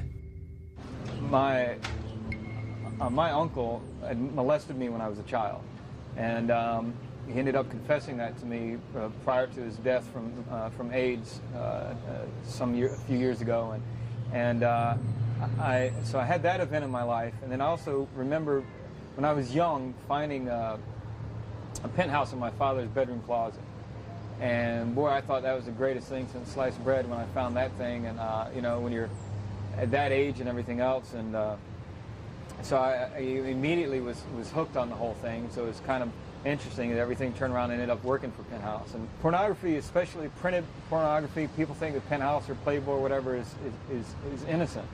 And I'm here to say that it's absolutely not. Having also a drug past myself, marijuana is a stepping stone in the drug world, Penthouse magazine or Playboy magazine is a stepping stone in the porn world. You start there, it's not going to end there. Gator claims that the steps on his journey through pornography led him into deeper and darker levels of perversion. Eventually, he found himself on the brink of criminal behavior. It got so bad where I would get on the internet. Again, I was just consumed. The ages of the girls I was looking at, in order for me to get the rush and to get that tingle, that buzz that I wanted to get from the sexual side of it, what happens is you start looking at younger and younger images, younger and younger pictures of girls. And what happened for me one day was, the thought just slammed to me that I probably have done things and probably had images on my computer at that time that could put me in prison.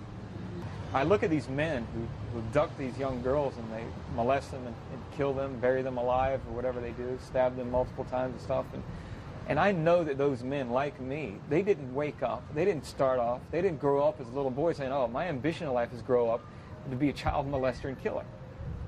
And I know for a fact, with everything in the marrow of my bones, because I've been there, I've walked and lived it, that pornography took them to that place where just your average Joe comes to a place in his mind and in his being where he's so consumed with that fulfillment of that lustful thought and pleasure, with that thought that he has to fulfill it.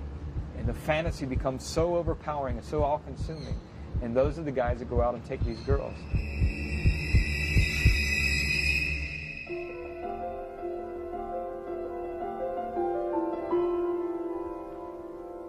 Thankfully, Gator Henry says that in his case, he never reached that point of criminal behavior. Today, he tells others he found strength to turn away from his dark addiction through his faith in God. I remember it now, and I saw myself. How wretched I really was before him, and how I had sinned against him, and he'd been so merciful to me.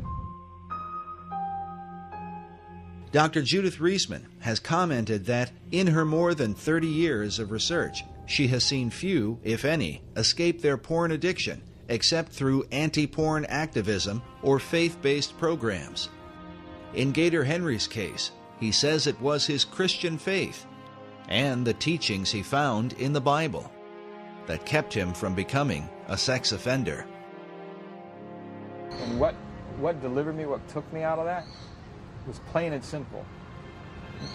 Nothing but the power of Jesus Christ and the power of His Spirit through the fear of God. That fear might be summed up in the Gospel of Luke. When speaking about children, Jesus said, "It were better for a man that a millstone were hanged about his neck, and he cast into the sea, than that he should offend one of these little ones."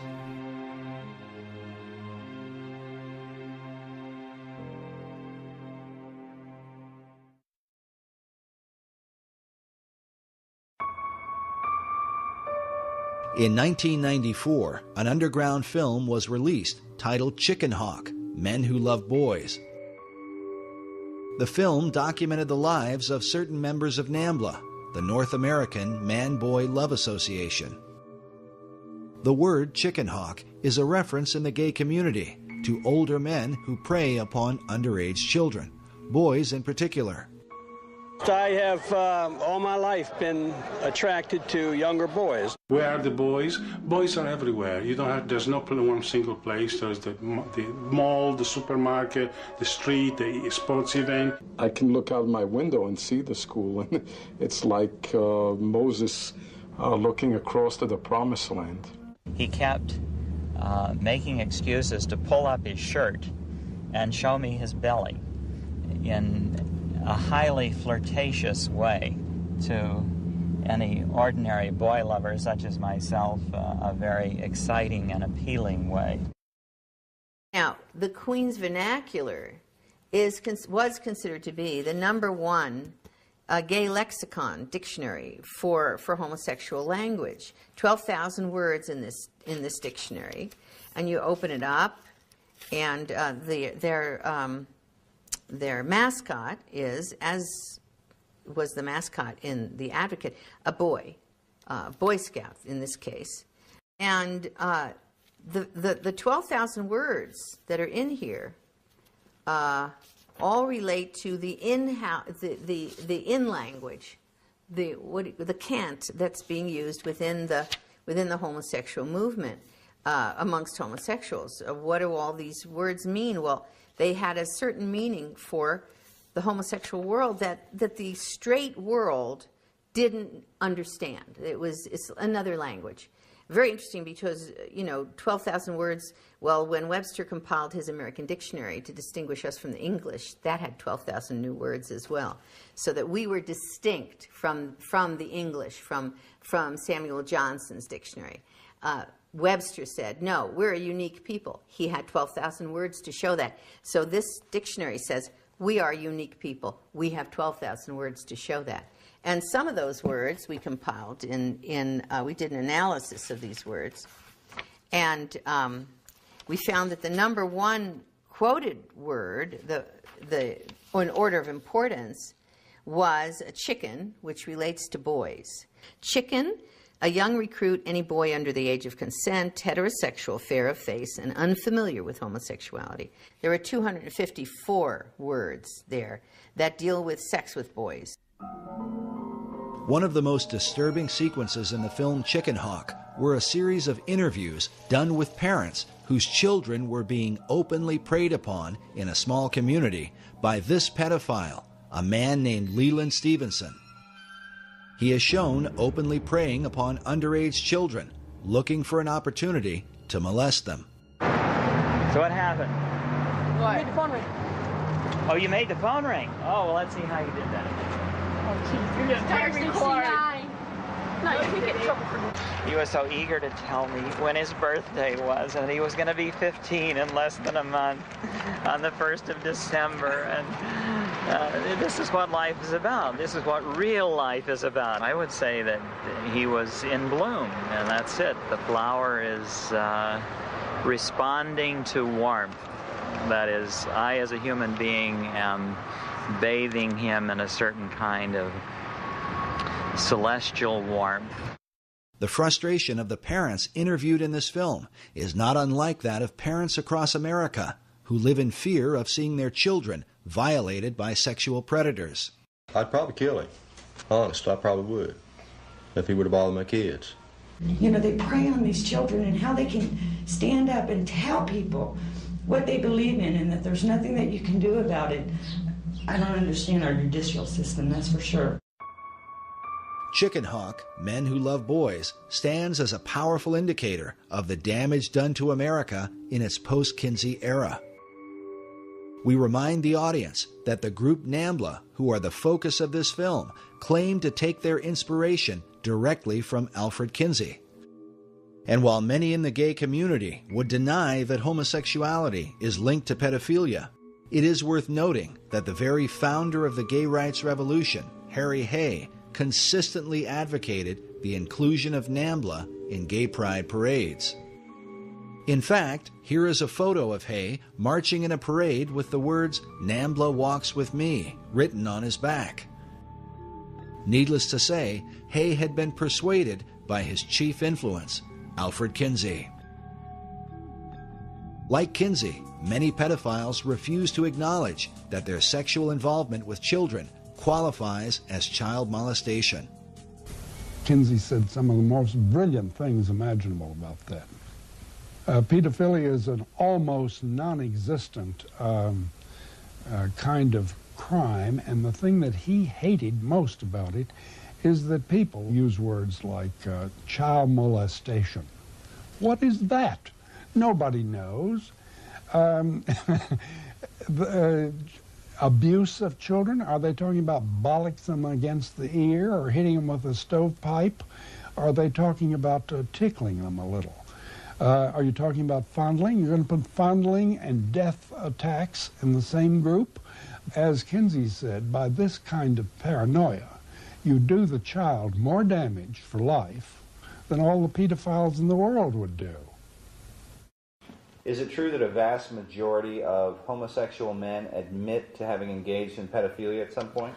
Oh, yeah, surely. There's a vast majority of homosexual males are on record within the homosexual literature itself. Even the Advocate admitted to at minimum 21%, and we had up to 70-some% by other homosexual publications and researchers, and one of them, one of the research publications came out of the Kinsey Institute. When we have this high rate of AIDS amongst young men who've been infected as boys, which means that they were basically being sexually assaulted, this is what I consider mass murder when you're talking about thousands of boys who have been molested by men who end up with AIDS. And we have a statement by one of the, in the Advocate, by one of the leaders in the homosexual movement who says, these boys are being used as sex toys, he says, I know that, by many homosexual males. He says they don't seem to think it matters. It doesn't matter to them because they're perceiving of these boys as sexual toys, and they're assuming that the boys, quote, like it. Well, it's back the same old business if she says no, no, no, but she really means yes, yes, yes, but it's applied to young boys.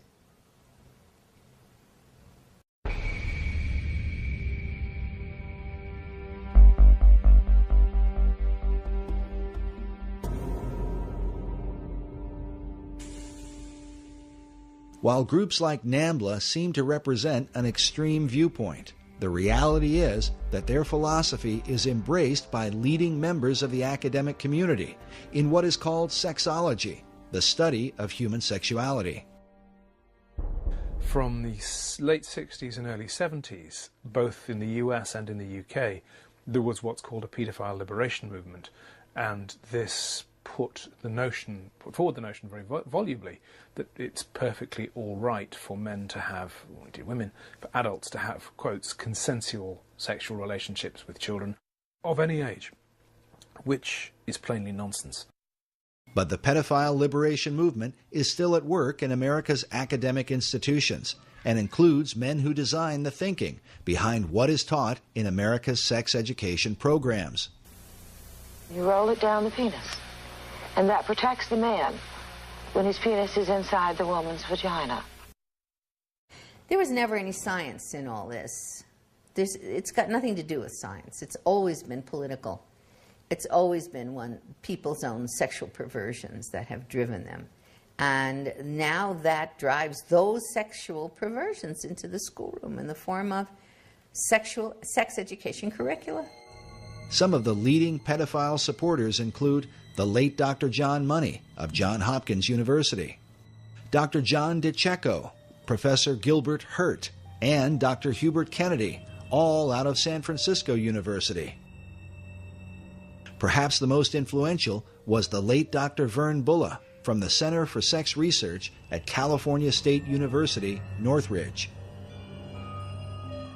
Each of these men have either been editors for or have appeared in the Netherlands publication Paidica, the Journal of Pedophilia, a pseudo-academic journal specifically dedicated to normalizing and ultimately legalizing child molestation in society. Also appearing in Paidica was Dr. Ralph Underwager, who is often called as an expert witness in court cases involving child abuse. In his 1991 interview with Paidica, Underwager stated that pedophiles can boldly and courageously affirm what they choose. They can say that what they want is to find the best way to love, an acceptable expression of God's will for love and unity. It may take people being arrested. Revolutionaries have always risked arrest. As alarming as this is, during our investigation, we were surprised at the number of people who seemed to accept the pedophile philosophy. And how do you feel about the issue of child pornography?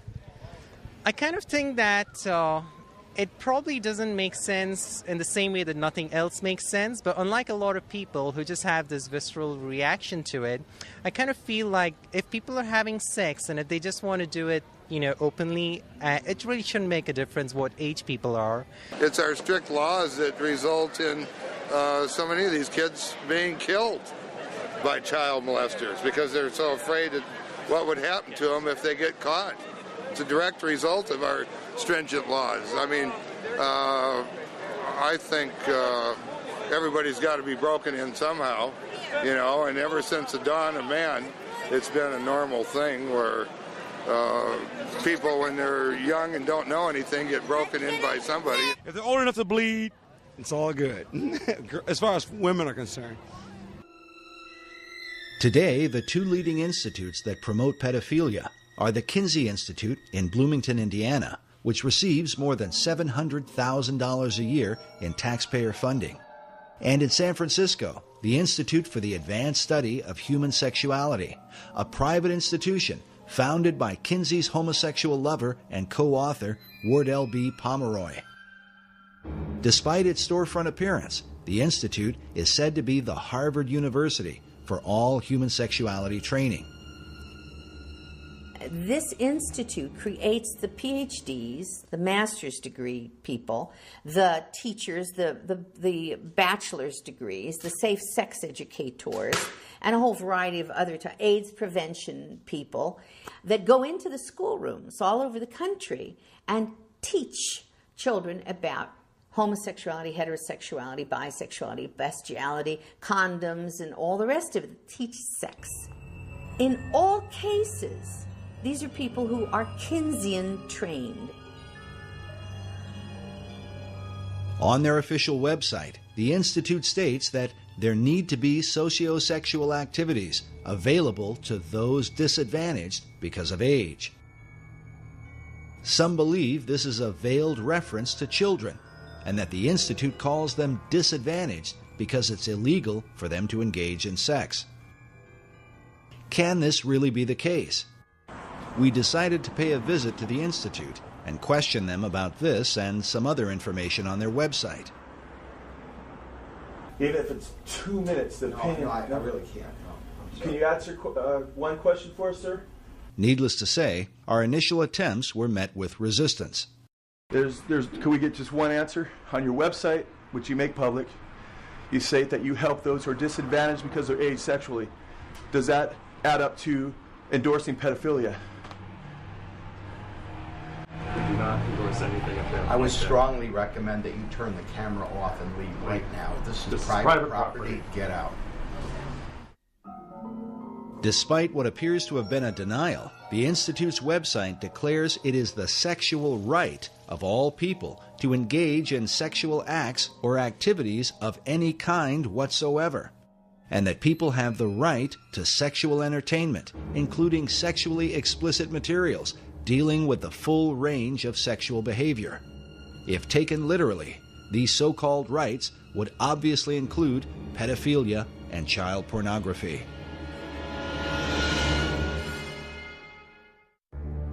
Beyond all this, the Institute's founding director, Wardell Pomeroy, wrote the book Boys and Sex, in which he promoted the idea of boys having sex with animals, such as a dog, a horse, or a bull.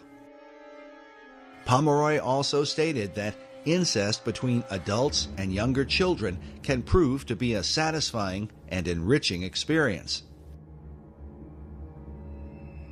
But the influence of Pomeroy's Sex Institute goes even beyond the academic community and into America's churches. The line from Kinsey to the current destruction of the Catholic Church is very direct.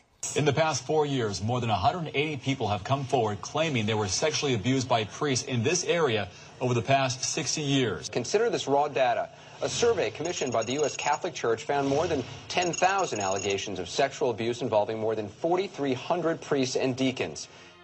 The harm done to trusting families is immeasurable and was perhaps most powerfully captured by filmmaker Amy Berg in Deliver Us from Evil, a documentary about a child-molesting priest and the anguish he brought to countless children and their parents.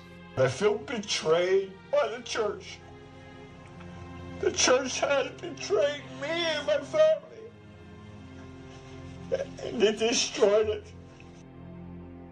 When the Vatican II comes through and the whole notion of liberalizing the church emerges, this group of sexologists or psychologists who are trained by them go into the clergy, goes into the Catholic Church to help decide who makes a good priest. They throw out all the Orthodox applicants, and people who kind of are unsure or who are very sure, who are rather homosexual or something, they get put through. And the folks who are not quite as stable in a way in terms of their orthodoxy, they're permitted into the clergy to a great extent. And several of our key dioceses or the training, the places where the clergy are trained, bring in pornography from the Institute for the Advanced Study of Human Sexuality to train priests the same way the medical profession has been trained. Desensitizing the priests on issues of homosexuality and promiscuity and bisexuality and everything else, using that pornography to desensitize them and condition them, and in many cases, to seduce them. But the fallout has extended into mainstream Protestant churches as well, with one scandal after another, involving some of America's top evangelical leaders. I have sinned against you, my Lord. It just is a tragedy of the first order. You know, I could give you a theological reason, Nancy. I think the enemy of our souls, Satan, assaults the church and assaults the truth. As with Roman Catholicism, Protestant sex scandals all over the country often involve pedophile pastors and church leaders preying upon young children. While the hypocrisy involved is undeniable, can it be that this is the unavoidable conclusion of Kinsey's sexual revolution? A society so overwhelmed with temptation that even the most would-be pious members find it all but impossible to resist. And what will this mean for churches in America? There's a whole issue of denial. We have turned our back on understanding that this is a significant, profound problem in the church.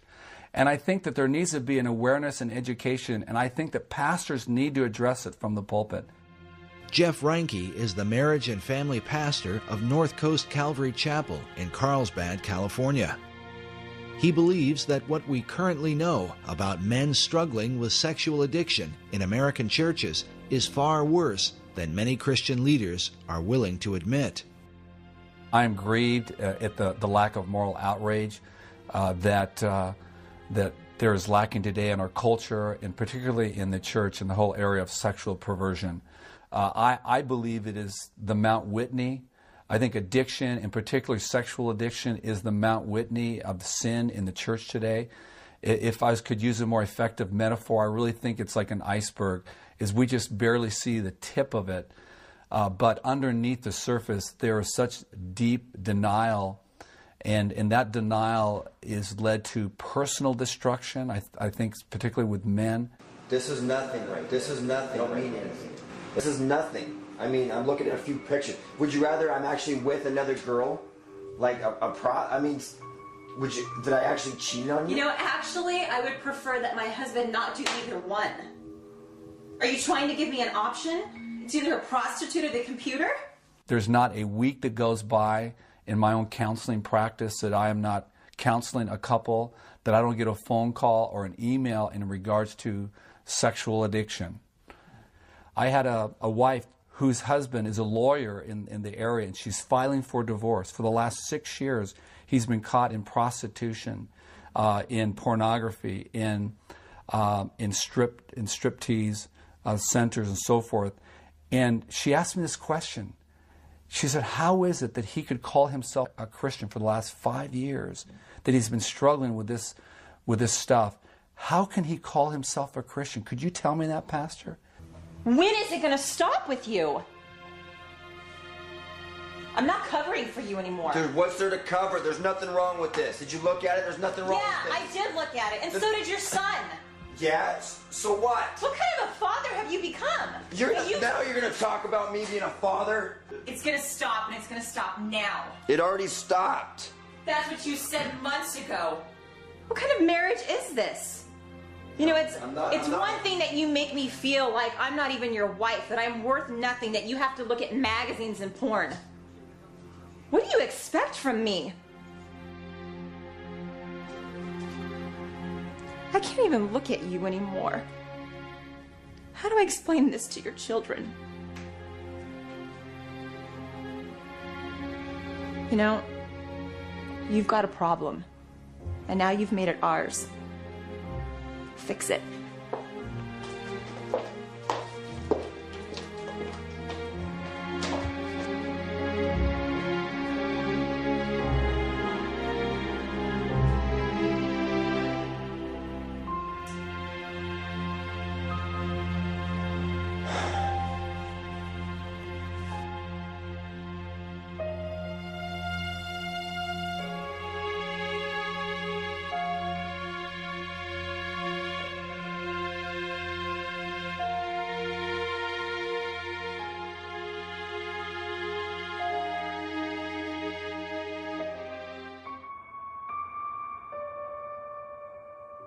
With so much devastation affecting America at many levels, the question is, why hasn't something been done about Kinsey's dark legacy? The answers are complicated. Many brush off the continued influence of Kinsey and his disciples because they are told that things have gotten better because of them. It is often reported that sex crimes are diminishing in America, and that rape has supposedly declined by 85% since 1970. Law professor Anthony D'Amato published an essay in 2006 titled "Porn Up, Rape Down," crediting the porn industry for this so-called reduction of rape. But leading members of law enforcement strongly disagree. Denver Police Lieutenant James D. Ponzi is a Regis University professor whose research on crime statistics has been presented at Harvard University and published in police journals across the country. Ponzi was quoted in Police Beat in May of 2005. He said, "In 1998, Shannon Schreiber was raped and murdered.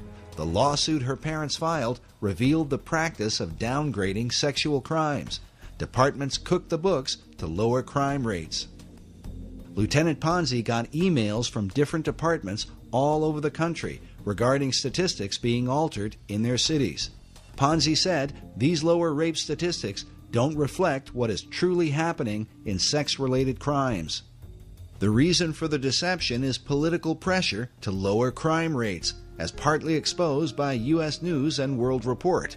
In April of 2000, they wrote, "Facing political heat to cut crime in the city, investigators in the New York Sex Crime Unit sat on thousands of reports of rapes and other sexual assaults."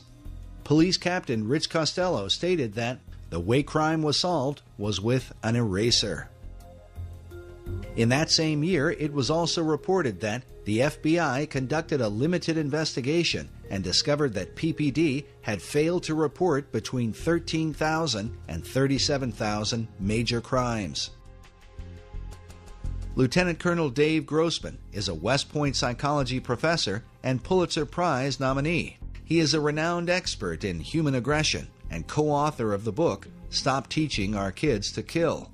On crime statistics, he says, the downturn in violent crime in the U.S. in the 1990s is very deceptive. Violent crime is still about 5 times greater today per capita than it was in 1957. Grossman says the biggest factor for the lower crime rates is that we are lying about the data. One of the tactics used is to manipulate statistics in a way that gives a false impression to the public. For example, at the beginning of this film, we told you that some 58,200 children are abducted each year by non-family members. This report from the Department of Justice goes on to say that only 115 of these are stereotypical kidnappings. But they define stereotypical kidnapping to include children who are held for ransom or transported a distance of 50 or more miles. The report goes on to say that of the 58,200 children abducted, about half of the victims were sexually assaulted. While most people will be left thinking only about 115 kids, the reality is that at least 29,000 children are kidnapped and raped in America each year. The report also says that this is an underestimate. Researchers like Lieutenant James Ponzi, who we spoke with during our investigation, believe that the real number is much higher than anyone is able to document. As parents and guardians, we should consider again carefully the words of former prosecutor Ann Bremner. And we also see in a lot of these kidnapping and death cases recently by sex offenders that your child can be lost in just an instant. So I think you have to be vigilant at all times. Be vigilant at all times.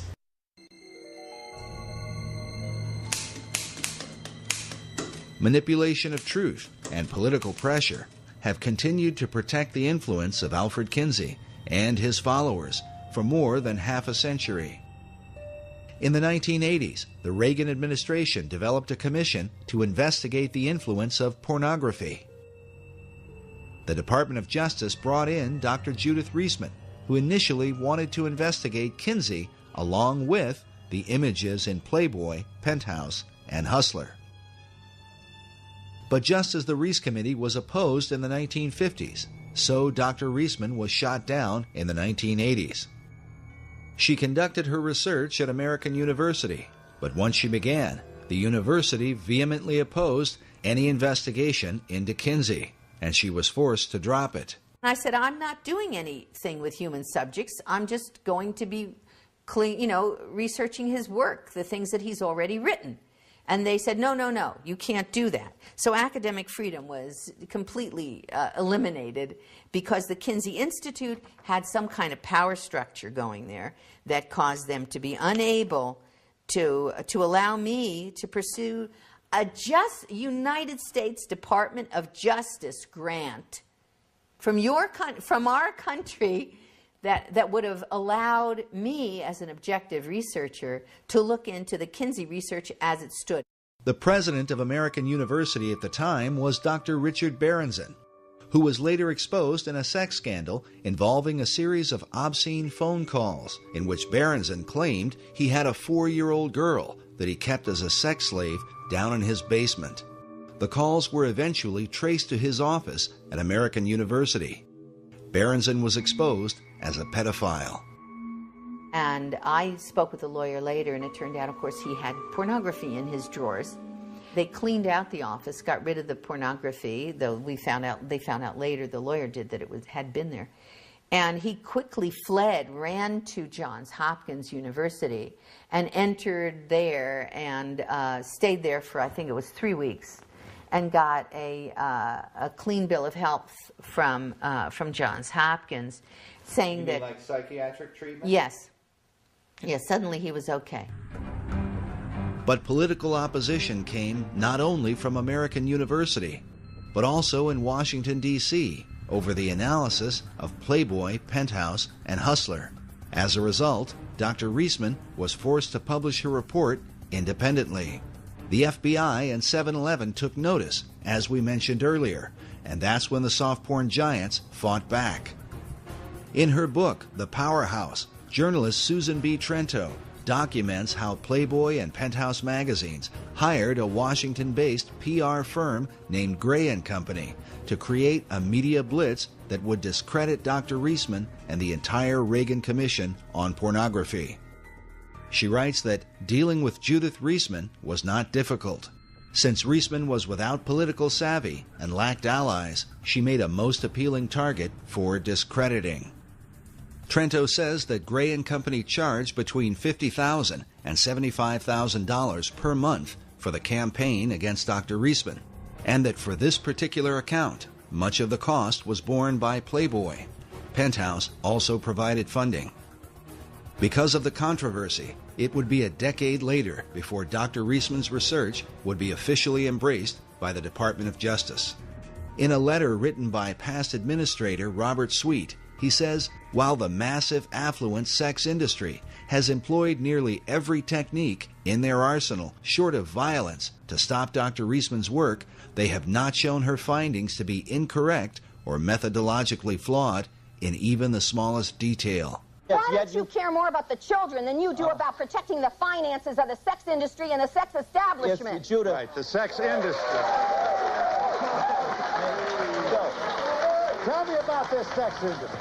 Dr. Reisman has for years argued against the harmful impact of the sex industry on America's children. Many of the PhDs who teach in our universities have not only been associated with the Journal of Pedophilia, but have also served as the board members for pornographic magazines like Penthouse Forum. These are the people who have designed the programs for sex education in America. Because Kinsey chose to define the pain and suffering of abused children as orgasm, he then argued that children were sexual from birth and should be taught about having sex as soon as possible. While most who promote the programs probably don't know it, this thinking is what lies behind the idea of teaching sex education to kindergartners. I remember him using this in his campaign against me, saying Barack Obama supports teaching sex education to kindergartners. And, which I didn't know what to tell him.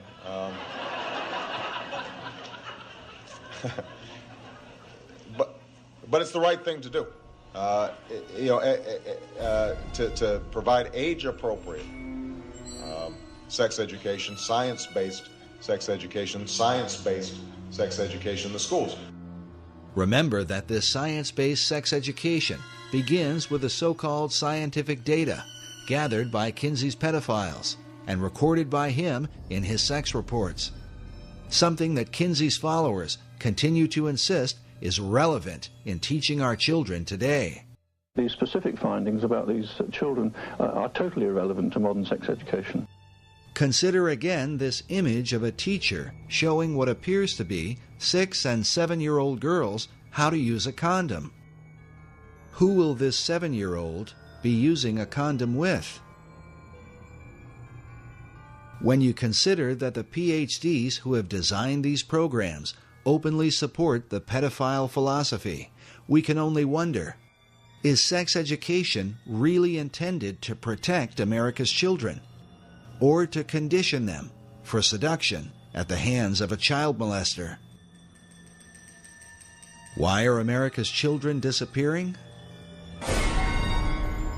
For those who study the influence of Alfred Kinsey, the answer becomes more than clear. The Kinsey Institute continues to lead the way in sex education and continues to be funded by the American taxpayer. Dr. Reisman believes the Institute should come under an official investigation, something she was prevented from doing during her time at the Department of Justice. The Kinsey Institute was so frightened that the truth would come out.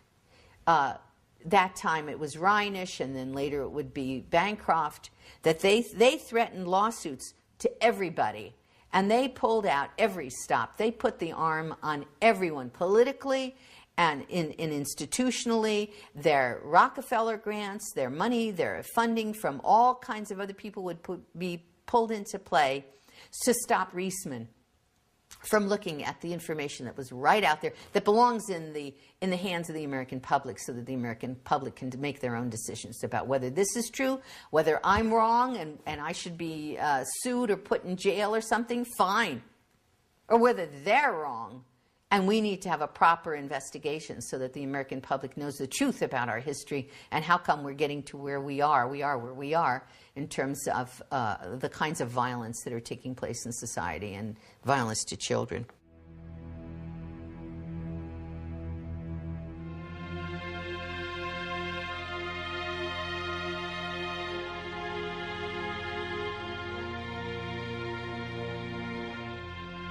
We are told that our founding fathers went to war so that America might be free.